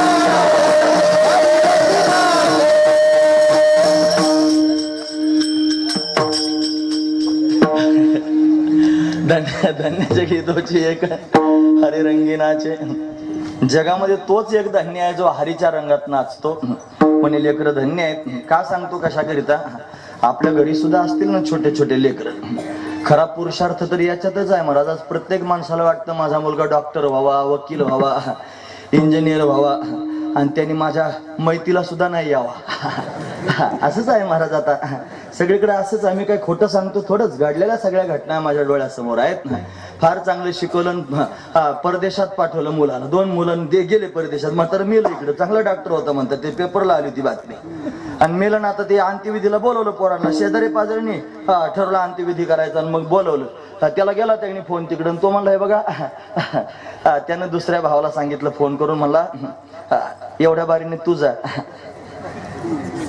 पुढच्या बारीने मी जाईन. म्हणजे याचा अर्थ काय? म्हणजे आता म्हातारं मेलंय, तू जा. म्हातारी मेल्यावर मी जाईन. कशाला हे पोरं? कशाला त्यांचं शिक्षण? आणि कशाचं डॉक्टर, आणि कशाचं वकील, आणि कशाचं इंजिनियर? अरे संस्कृती मातीत घातली. बापाला पाणी पाजायला यावं असं वाटत नाही. आणि काय करतात ते शिकून? हे असं शिकवा. अरे पाया पडतील, मातृदेव म्हणतील, पितृदेव भाव म्हणतील. अरे हे शिकवा. नाहीतर मुत्तील महाराज येऊन. माझं बोलणं तुम्हाला वाईट वाटत असेल, मरू द्या. पुढच्या टायमाला बोलू नका. मला त्याच्याशी काय घेणं देणं नाही. पण मी खरंच बोलणार. महत्वाचा मुद्दा सांगतो सगळ्यांच्या समोर. म्हणून ही वस्तुस्थिती आहे. वाईट वाटतो या सगळ्या गोष्टी पाहिल्यानंतर. या लेकरांना पाहून फार 150 आजोगण शहाणे शाहजूक झालेले लोक सुशिक्षित झाले. ते म्हणतात सुशिक्षित. आणि हे करणं म्हणजे हे बावळटपणा नाही, हे समाधानाचं लक्षण आहे. तुमच्या पाया पडतील तुमची मुलं असे संस्कार जर केले तर. हे गरजेचे संस्कार आहेत महाराज. पण हुरळून जाऊ नका आणि बावळून जाऊ नका. पाश्चात्य संस्कृतीला पाहून कोणाचं चांगलं झालं नाही त्यानं. तिकडं त्यांनी जनावरासारखी पद्धत आहे. काही त्यांनी महाराज कोणाला मान सन्मान नाही. आईला आईन बापाला बाप म्हणत नाही. आज हे सप्ताह सुरू आहेत, हे पारमार्थिक कार्यक्रम सुरू आहेत. हे त्यांनी सगळे लोक एकत्र येऊन भजन कीर्तन करतात. म्हणून तरी लोक अजून आईला आईन बापाला बाप म्हणतात, भावाला भाऊन बहिणीला बहीण म्हणतात. नाही तर तिकडं तसलं काही नाही महाराज. ती संस्कृती आपल्यात येऊन घुसली. काय करावं आता? फार वाईट वाटतं या सगळ्या गोष्टींचं. म्हणून ठरवलंय महाराज, हे लोकांसमोर सांगून सुद्धा त्याचा काय उपयोग होत नाही. आम्ही निर्णय केला आता की गावगाव हिंडून कीर्तन प्रवचन करायचेच नाही. फक्त क्षेत्रात करायचे. पंढरपूर, आळंदी, पैठण, देहू, पिंपळनेर, ताहराबाद अशाच ठिकाणी कार्यक्रम करायचे. दुसरीकडे करायचेच नाही. त्या जीव तोडून सांगायचा प्रयत्न आम्ही करतो. लोक ऐकतच नाही. सगळे लोक ऐकतात महाराज कीर्तन, पण ऐकत कोणीच नाही. स्वतःच्या जीवनात कोणी उतरवित नाही. म्हणून ऐकून जर ऐकणार नसतील तर सांगायचं कशा करता? मी माझं आयुष्य खराब करतोय. तुमच्या समोर सांगून माझा वेळ खराब करतोय. म्हणून त्याने हा वेळ मला खर्च करायचा नाही. ज्याला त्या खरोखर जीवनामध्ये उतरावेच असेल त्याने उतरवलं पाहिजे. फार महत्वाची गोष्ट सांगतोय. म्हणून वाऱ्यात वाहू नका आणि आभाळात उडू नका. जरा पृथ्वीवर या आणि जमिनीवर पाय टेकवा. थोडीशी काय चाललंय पहा. नाही तर घोटाळा होण्याची दाट शक्यता आहे. भविष्य फार वाईट आहे. ते लक्षात ठेवून जगणं त्यांनी गरजेची गोष्ट आहे महाराज. असो, लेकरं समाधानाचे त्यांनी वाटतायत, उड्या मारतायत. आपल्या घरात सुद्धा लेकरं असतील त्यांच्यावर असे संस्कार करावेत. याच्याकरिता 2 शब्द बोललो. कन्हैया प्रगट झाला, रांगतोय. कसा रांगतो महाराज सांगतात? रंगणी रांगत, गुलगुला बोलत, आसुर रुळत चरण तळी रांगू लागला. तो रांगतोय, पण रांगता रांगता लीला करतोय. म्हणे काय करतो? गुलगुला बोलत. तुम्ही ऐकतात ना सर्वजण? रांगणारे लेकरं बोलतात की नाही हो? खरं सांगा, बोलतात की नाही? रांगा लागल्यावर बोलतात ना लेकरं? काय बोलतात? बाबा बाबा म्हणतात, आई आई आई आई म्हणतात, काका काका म्हणतात, है की नाही? हे काका काका बाबा बाबा म्हणजे काय गुलुगुलू बोलणं झालं का? तुम्हाला गुलुगुलू बोलण्याचा अनुभव आहे की नाही? गुलुगुलू कशाला म्हणतात? गुलुगुलू म्हणजे फार प्रेमाचे 2 मित्र असावेत आणि मनातले एकमेकाच्या समोर सांगायचं असावं. मित्रांनी एकांतात बसून त्यांनी गुलुगुलू एकमेकावर बोलणं, याला गुलुगुलू बोलणं म्हणतात की नाही? सगळ्यांना अनुभव महाराज गुलुगुलू बोलण्याचा. मग रांगणारं लेकरू ते तुम्ही लोकांच्या समोर सांगता म्हणे रंगणी रांगत, म्हणजे रांगू लागला. आणि वरून दुसरा मुद्दा सांगितला गुलगुला बोलत. हे गुलगुला बोलत कसं काय म्हणले असतील? नामदेव महाराजांनी प्रसंग माहित होता म्हणून म्हणले. बरं काय झालं माहितीये? हा कन्हैया त्यांनी घरी यशोदा राणीने कामधाम करावं. हा कन्हैया रडायला लागला रे लागला की कशानं शांत व्हायचं रे? एक गोपी होती महाराज. त्या गोपीनं त्यांनी महाराज या कन्हैयाला पाहावं आणि त्याला कडेवर घ्यावं. तिनं त्याला कडेवर घेतलं रे घेतलं की देवानं रडायचं थांबावं. हा त्या गोपीकडे गेल्यानंतर रडायचं थांबतो. हे यशोदा राणीला कळालं की रडायला लागलं की यशोदीने त्या गोपीला बोलून घ्यायचं. गोपी लवकर ये. म्हणे काय झालं? माझा कान्हा रडतोय आणि त्याला तू घे म्हणे. घे म्हटलं की तिने कडेवर घ्यावं, रडायचं थांबावं. तिला पण घरी कामधाम मग तिने काय करायचं, याला कडेवर घ्यायचं आणि आपल्या घरी जायचं स्वतःच्या. आणि घरी नेल्यानंतर त्याला असं मंचकावर बसवायचं. घरातले सगळे लोक कामधाम करण्याकरिता शेतावर गेलेले असायचे आणि कन्हैयाला तिनं पाहतच राहावं. बालरूपात असणारा रांगणारा कन्हैया तिला मंचकावर बसवावं. तिच्या मनात भाव निर्माण व्हावा की हा जर कन्हैया मोठा झाला आणि यानं जर माझ्याशी बोलायला सुरुवात केली तर किती चांगलं होईल. नाही, ती एकटीच त्याच्याशी बोलत होती. मग कन्हैयानं तिचं अंतकरण जाणलं आणि जाणल्यानंतर त्याने महाराज हा कन्हैया पाहता पाहता तिच्या समोर मोठा झाला. महाराज तिनं विनंतीच केली, देवा तू मोठा झाला तर किती बरं होईल. नाही असं म्हणलं की लगेच मोठा झाला. मोठा झाला की तिच्या मंचकावर जाऊन बसला आणि बसल्यानंतर त्याने महाराज तिला असं वाटलं, बाप्पा एवढा मोठा झाला, लोक काय म्हणतील. घाईघाईने दरवाजा बंद करून घेतला की लोक काय म्हणतील, आता हा माझ्या घरात एवढा मोठा होऊन आलेला आहे, घरातलं कोणीच घरात नाही. आणि त्याच्याशी गप्पा मारू लागली आणि मग त्याने आता हा बोलू लागला. असं रोज व्हायला लागलं महाराज. रोज तिनं जायचं, त्याला घ्यायचं, हे राधे राधे घे श्याम सुंदरा, राधे राधे घे श्याम सुंदरा. श्याम सुंदराला घे असं यशोदेने म्हणावं, हिनं घ्यावं आणि घरी घेऊन जावं, मंच काढून बसवावं आणि यानं बोलायला सुरुवात करायची. एक दिवशी डबा घेऊन जायचो आता शेतात आणि फार उशीर झाला. सासूबाईला वाटलं अजून कशी येईना, म्हणून सासूबाई घाईघाई रानातून घराच्या दिशेनं परत आल्या. हे होतेच घरामध्ये. कन्हैया लहान नेला, मंचकावर बसवला, मोठा झाला, तिच्याशी बोलायला लागला. आता बोलत असताना त्यांनी दोघांचा संवाद सुरू आहे. सासूबाई आल्या. सासूबाईने जरा कानोसा घेतला. कानोसा घेतल्याबरोबर त्यांना जाणवलं की आतमध्ये कोणीतरी गुलुगुलू बोलताय. नामदेव महाराज गुलगुला शब्द वापरले की नाही, याच्याकरताच वापरला महाराज. कोणतरी आतमध्ये बोलताय, कोणातरी माणसाचा आवाज येतोय, मोठ्या माणसाचा हाक. ए सुनबाई, हाक मारल्याबरोबर सुनबाई डचकल्याच महाराज. सासूबाई आल्या, आता काय करते कान्हा. अरे सासूबाई आल्या, आता काय करू, आता काय करू म्हणल्यानंतर कन्हैया त्या गोपीकडे पाहतच राहिला. म्हणे आता मित्र काय करू. आज तुझी सासू, मग काय करायचं. कन्हैया लहान हो ना लवकर. तो म्हणला मला मोठं होण्याचा मंत्र येत होता. मंत्र म्हणलं मी मोठा झालो, आता मला लहान व्हायचा मंत्र येत नाही ना. म्हणलं आता मी काय करू. मग गोपीने दंडवत प्रणामच केला. कान्हा आता जर लहान झाला नाही तर माझं नांदणं अवघड होईल रे. ही सासू जर घरात घुसली, तिने जर तुला प्रत्यक्ष पाहिलं तर घोटाळा होईल. कान्हा लहान हो. असं व्याकुळ होऊन रडून त्यांनी म्हणू लागली. आणि मग चमत्कार झाला, कन्हैया पुन्हा लहान झाला. लहान झाल्यावर तिने दरवाजा उघडला. सासू कोणाशी बोलत होतीस. सासूबाई म्हणल्या काही नाही, कन्हैया घरात आहे, त्याच्याशी बोलत होते. खरं सांग म्हणे, माणसाचा आवाज येत होता मोठ्या. हो म्हणे, खरंच कन्हैया आहे, तुम्ही घर शोधून बघा. सासूनं घाई दरवाजा लावला. म्हणे कोणी जर घरात असेल बाहेर जायला नको. आणि सगळं घर तपासून पाहिलं महाराज, घरात कोणीच सापडलं नाही, कन्हैया एकटाच होता. सासू तिचं डोकं चक्रावून गेलं. ते म्हणे घरात कोणीच नाही, मोठ्या माणसाचा आवाज येत होता, हा तर कन्हैयाचा, असं कसं काय झालं. आता सुनबाईने रबाब सुरू केला. म्हणे आतेबाई, तुमचं वय आता 60च्या पुढे ढकललेलं आहे आणि आमच्याकडे म्हण आहे, साठी बुद्धी काहीतरीच होत असते. असं तुमचं काहीतरी झालेलं आहे. हे लहान लेकरू घरात मी घेऊन आले, खुशाल माझ्यावर संशय घेता काही वाटायला पाहिजे म्हणे तुम्हाला. आणि कोणाबरोबर बोलत होती, खुशाल माझ्यावर आळ घेता. हो म्हणे, चुकलं बाई, नको रुबाब करू, डबा घेऊन चल म्हणे लवकर त्यांनी शेतात. असा कन्हैया रांगतोय आणि रांगताना गुलुगुलू बोलतोय. महाराज वर्णन करून सांगतात, फक्त गोपिकांबरोबर बोलतो असं नाही, हा दैत्यांना मारतोय. रांगता रांगता एक दिवशी तृणावर्त नावाचं दैत्य आला. भागवतात वर्णन आहे, हरी हा दैत्यो नामना तृणावर्त कंसभृत्य प्रणोदिता चक्रवात स्वरूपेन जहारासीन मर्भकम. अर्भकाला उचलण्याकरिता तृणावर्त नावाचं दैत्य सोसाट्याच्या वाऱ्याच्या रूपाने आला. कन्हैया रांगत होता. रांगत असताना त्यानं कन्हैयाला उचलण्याचा प्रयत्न केला. कन्हैयानं स्वतःचं शरीर हलकं केलं. त्याच्यावर उंच आकाशात त्यांनी कन्हैया, रांगणारा कन्हैया उडू लागला. त्यानं स्वतःचं मुख प्रगट केलं दैत्यानं आणि देवाला गिळंकृत करून घेणार इतक्यात देवानं त्याची मानगूट आकाशात पिरगळली आणि रांगणाऱ्या कन्हैयानं दैत्य मारून टाकला. असुर रुळत चरण तळे, म्हणून पायाखाली असुर मारतोय.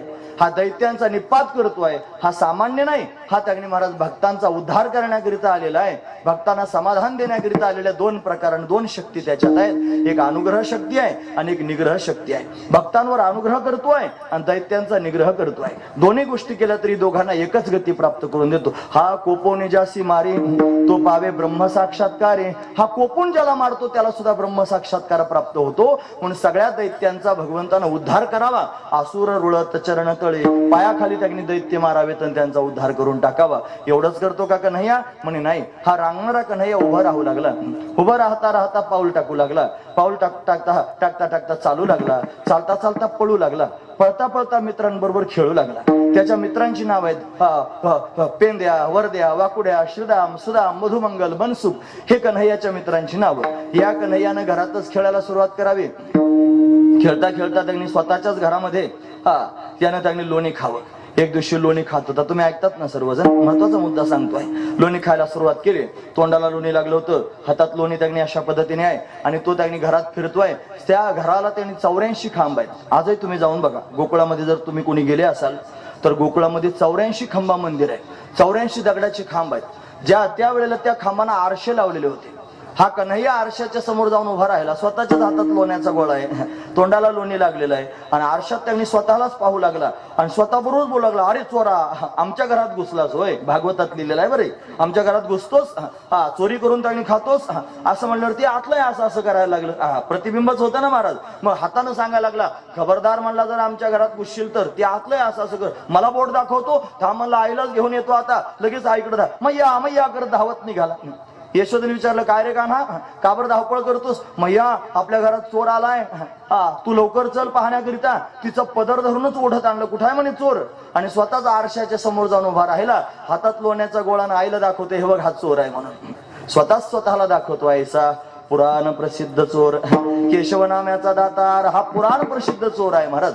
यशोदा राणीनं पाहिलं, कन्हैयाची आलाबाला घेतली. म्हणे, कन्हैया स्वतःच घरात लोणी चोरतो, वरतून त्यांनी मला सांगतोस, थांब तुला मार देते. कान पकडायला लागले, धूम ठोकून पळाला. हातात त्यांनी लोण्याचा उंडा आहे, तोंडाला लोणी लागलेला आहे आणि आईच्या भीतीने त्यांनी महाराज गावामध्ये फिरतोय. सगळ्या गोपिकांनी कन्हैयाच्या मुखारविंदाकडे पाहावं आणि पाहून त्याचं आधीच सुंदर असणारं सौंदर्य, त्याच्या हातात असणारा लोण्याचा गोळा पाहून त्यांनी स्वतःला विसरून त्यालाच पाहत राहावं. त्याच्या तोंडाला पाहून गवळणी भुलून जाऊ लागल्या. नामदेव महाराज वर्णन करून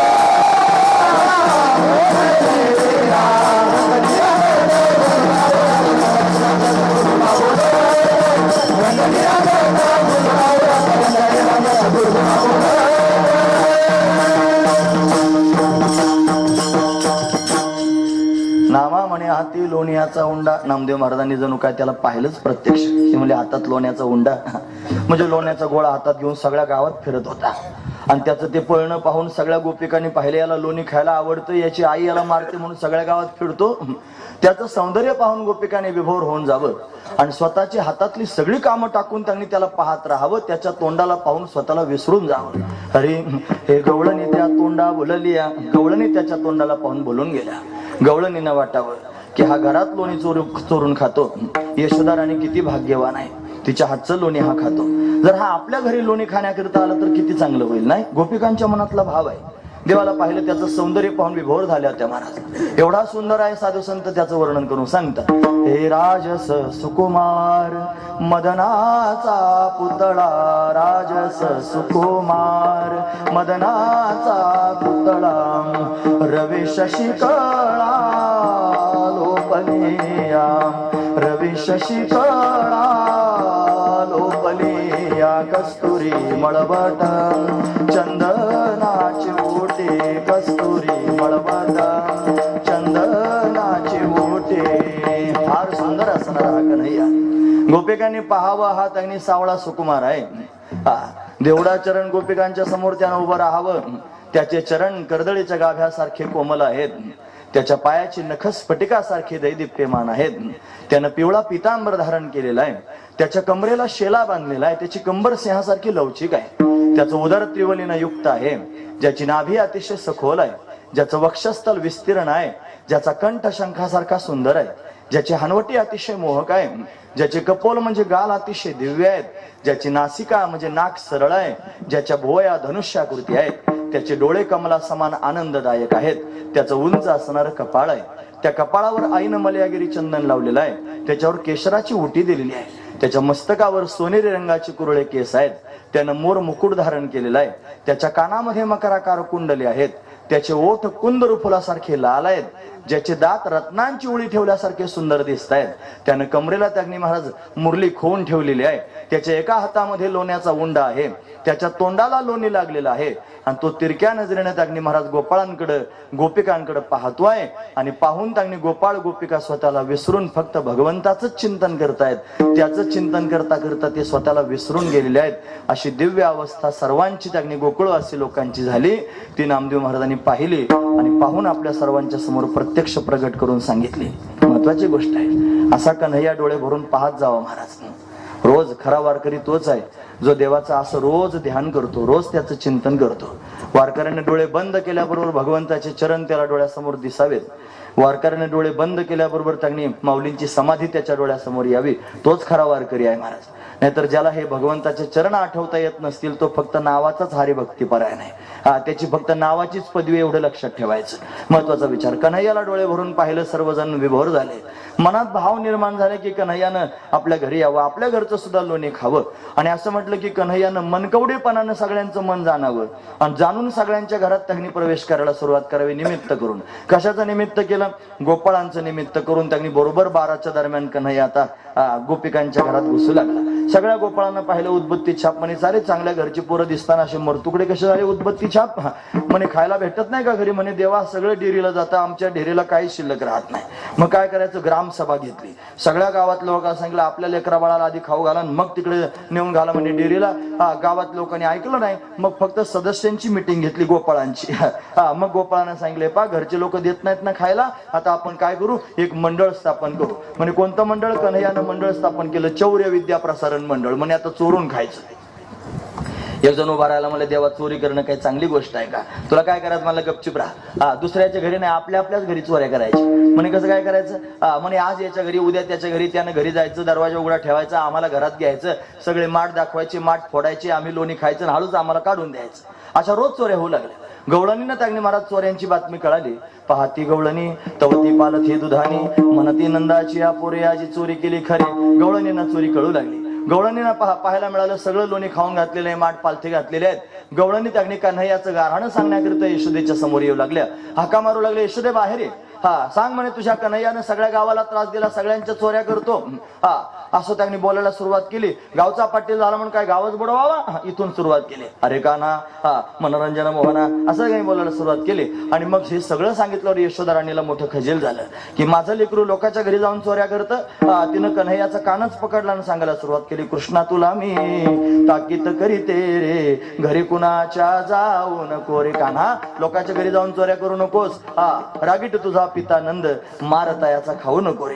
गवळ्या घरी बोभाटा उठला असं त्यांनी आहे ना म्हणून सगळ्यांच्या चोऱ्या करतो. चोरी करू नको कान्हा. पण तरी कन्हैया त्यांनी चोऱ्या करायचा थांबत नाही. गोपिका गारहाणं सांगण्याकरिता येतच होत्या. कन्हैयानं विचार करायचा मी त्यांनी उगीच लोकांच्या घरात जात नाही. या गोपिकाच मनोमन मला बोलावतात म्हणून मी त्यांच्या घरी जातो. वरून माझं गारहाणं सांगायला येतं काय?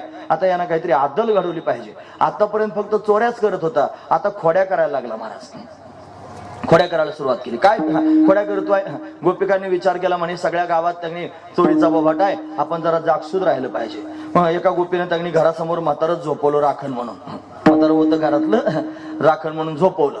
घरातले सगळे माणसं घरात झोपले, म्हातारं दारात झोपलं. कन्हैया टोळे घेऊन आल्यानंतर त्यांनी पाहिलं इकडे इकडे म्हणे अरे हे झोपवलं होय दारात राखण म्हणून. आता ते म्हातारं बलदंड होतं, त्याची ढेरी अशी वाढलेली होती, तोंडात दात नव्हते. घोरायचा कार्यक्रम असा कार्यक्रम त्याचा सुरू होता. ढेरी वर जायची परत आत जायची असं त्याने सुरू होता त्याचा कार्यक्रम. झोपला. देव मला याला झोपलं होय दारात. इकडे इकडे पाहिलं डेरा होता ताकाचा.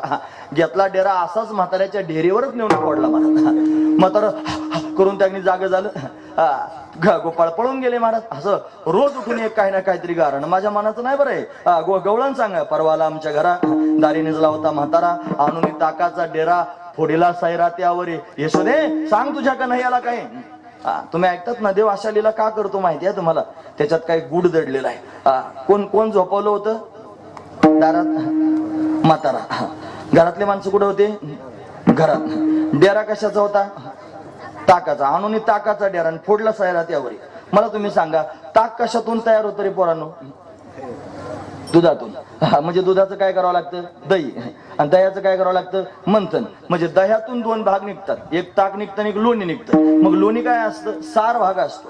आणि ताक काय असतं? आसार असतं. बरोबर आहे की नाही? मग लोणी कुठे ठेवायचं असतं? घरात का बाहेर? लोणी घरात.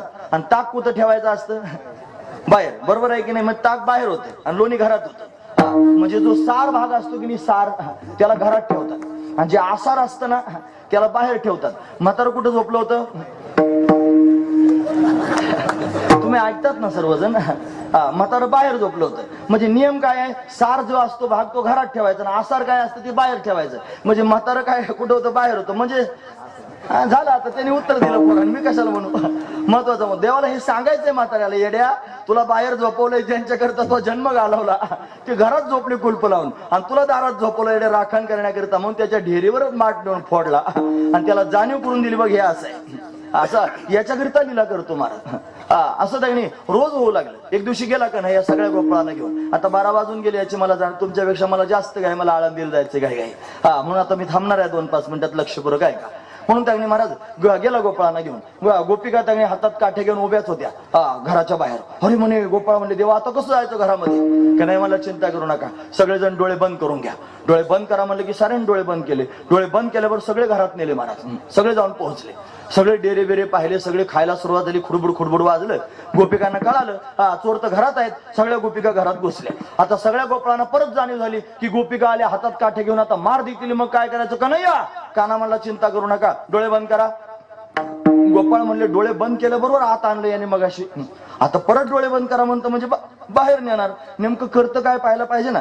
सगळ्या गोपाळांनी बिनधास्त डोळे बंद केले, सारे बाहेर गेले. एक होता पेंद्या, तुम्हाला नेमकं काय करतो पाहायचं, त्याने डोळे बंद केले पण असे बघाय करता नेमकं काय करतो, अर्धवट डोळे बंद केले. सगळे गोपाळ बाहेर निघून गेले. एकटंच अडकलं महाराज सवान्यात. सवानं म्हणतात ना तुमच्याकडे काय म्हणतात? दोर म्हणतात, सवानं म्हणतात, अजून काय म्हणत असतील. त्याच्यातच अडकलं महाराज. कमरेपासून वर होतं, कमरेपासून खाली लोंबकळलं होतं. आता ते असं त्यांनी हातपाय हलवत होतं. गोपिका आल्या म्हणे कुठे चोर? एकही चोर दिसला नाही. हे वर पाय हलवत होतं. अरे म्हणे वर आहे चोर. हातात काठ्या होत्या ना, बतडायला सुरुवात केली तेव्हापासून मनच प्रसिद्ध झाली. पोटऱ्या साळून काढणे. त्याच्या साऱ्या पोटऱ्या साळून काढल्या महाराज. बोंब मारायला लागला. धाव कन्हैया धाव, कृष्णा धाव, कन्हैया धाव. अरे पेंद्या कसं काय अडकला? डोळे झाकले नव्हते का? मला अर्धेच झाकले होते. देव म्हणला माझ्यावर जर विश्वास ठेवायचा असला तर डोळे झाकून ठेवा. जर अर्धवट विश्वास ठेवाल तर टोले खावे लागतील. महत्वाचा विचार आहे. म्हणून देवावर जर विश्वास ठेवायचा असला तर डोळे झाकून विश्वास ठेवा मायबाप. नाहीतर मायेचे टोले खावे लागतात, ती पोटऱ्या साळून काढते. हा महत्वाचा विचार. अशा अनेक खोड्या करतोय कन्हैया. यांना अनेक खोड्या केल्या. गोपिका सांगण्याकरिता येतच होत्या. एकच सांगतो थांबतो. जगप्रसिद्ध असणारी खोडी देवाची. सगळ्या लोकांनी ते ऐकलं का फार समाधान वाटतं अशी खोडी सांगतो. एक गोपी सांगायला लागली, सांग तुझ्या कन्हैयाला काय समजून. आमका करतो माझ्या घरात आला, माठ फोडून टाकली. कन्हैया मला हिचा घर नंबर लिहून घ्या रे. घेतला घर नंबर लिहून. संध्याकाळी तिच्याच घरी गेला महाराज. दोघं पती पत्नी झोपले होते. घुसला घरात घुसल्यानंतर त्याची लांबलचक असणारी ती गोपाळाची दाढी, त्या बाईची विणी, गोपीची विणीची दाढीची गाठच मारून टाकली पक्की, आणि गाठ मारून निघून गेला महाराज. आता सगळ्यात आधी त्यांनी पहाट झाल्यानंतर कोण जागा होतं? बायका जागा होतात ना. वस्तुस्थिती हीच आहे. आता जरा बदल झाला, हळूहळू बदलायला लागलं सगळं. शहरात जाऊन बघा तुम्ही, आता इथं आहे बरेच मुंबईकर सुद्धा असतील ना की ते शहरातलं तुम्हाला माहित असेल बरंच. तिथं त्यांनी महाराज आधी हे जागे होता आणि जागे होऊन पुन्हा जागे झाल्यानंतर नळाला सुटलेलं पाणी सुद्धा भरतात. स्वतः सगळं आवरून चहा पाणी घेऊन त्यांनी चहाचा हातात त्यांनी बशी घेऊन मग ते हो हा ऐकलं का बेट्टी, मग त्याला बेट्टी घ्या म्हणायचं आणि मग तिने जागवायचं. हळूहळू येईल आता खेड्यामध्ये सुद्धा, आता सगळीकडे असंच होणार आहे. स्त्रिया सुद्धा कर्तबगार झाल्या ना, आता कर्तबगार झाल्या कारणानं रुबाब करू लागल्या. आता ते पातिव्रत्य धर्म ते आता नाही राहिलं तसलं. आता राज रोज सगळ्यांच्या समोर, हे चिंटू जरा इकडे येतोस का. आता याचा चिंटू झाला हा समाज परिवर्तनाचा भाग आहे आणि हा बदलत चालला महाराज. हे माझ्यासारखे हजारो जरी जन्माला आले कंबर बांधून संस्कृती सांगायला लागले तरी आज लोकांना हे पटण्यासारखं नाही, बिघडत चाललेलं आहे. याला काही कोणी करू शकत नाही. याला म्हणतात बांध फुटणे. हा बांध फुटलेला, याला कोणी काय करू शकत नाही. असू द्या, हे असं काही सापडलं की त्याच्यातून कुठे घुसून जातो मी, मध्ये दुसरं सांगायला लागतो. पण मला त्याची गरज वाटते म्हणून मी तुमच्या समोर सांगतो. असं असू द्या. बाई त्यांनी जागे होत असतात म्हणून सगळ्यात आधी गोपी जागी झाली. उठून बसल्यावर याच्या दाढीला त्यांनी जोरात ओढल्यासारखं झालं. अरे म्हणला रागावले ना महाराज. महाराजांचं प्रमाण मस्त होणी माजली धांगडी करते ओढाओढी मज लागी. तिने वळून पाहिलं, ती म्हणली मी नाही, तुम्हालाच म्हातारा तळ सुटलाय. तुम्हाला माझी दाढी कशाला ओढते. ती म्हणली तूच माझी वेणी ओढतोस कशाला. म्हातारा म्हातारीचं भांडण सुरू झालं. आता काय करायचं.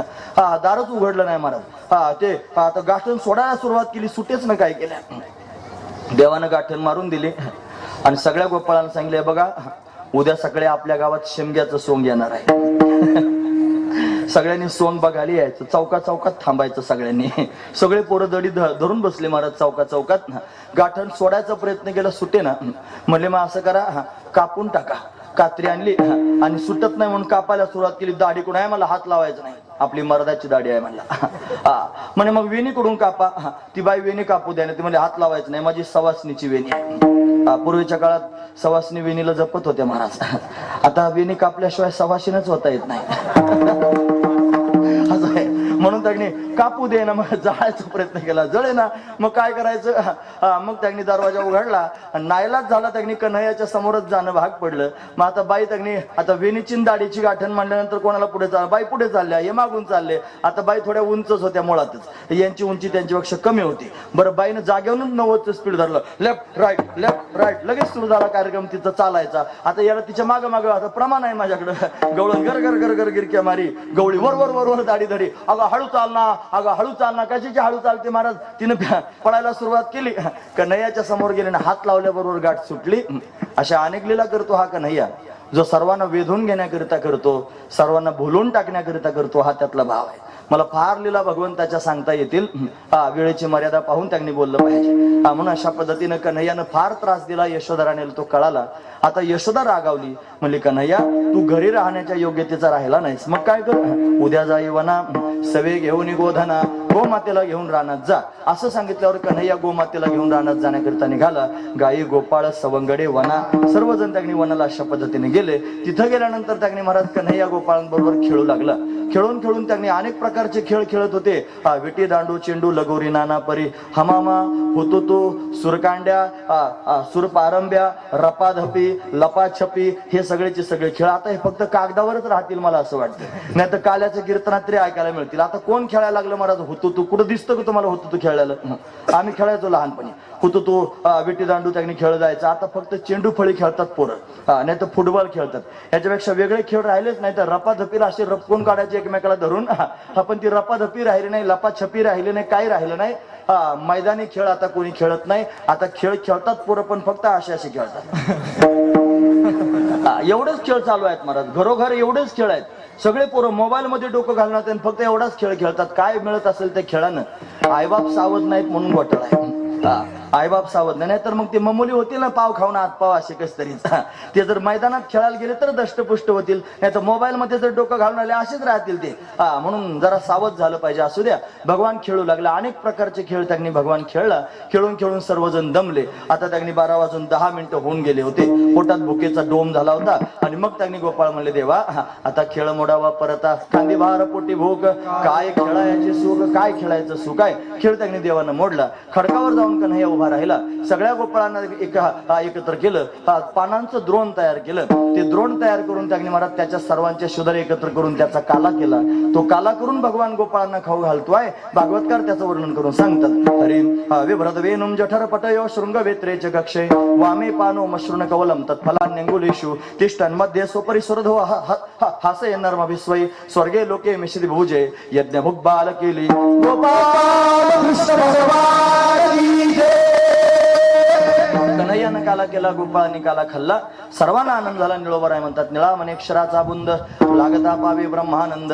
सर्वांना ब्रह्मानंद प्राप्त झाला. सर्वजण विभोर होऊन भगवंताच्या अवतीभोवती नाचू लागले. आणि हा प्रसंग इथपर्यंतच सांगायचा असतो काल्याचा. त्या प्रसंगापर्यंत आपण येऊन थांबलो. आता दगनी महाराज पुढील काल्याचा प्रसंग आपल्याला पाहायचा आहे.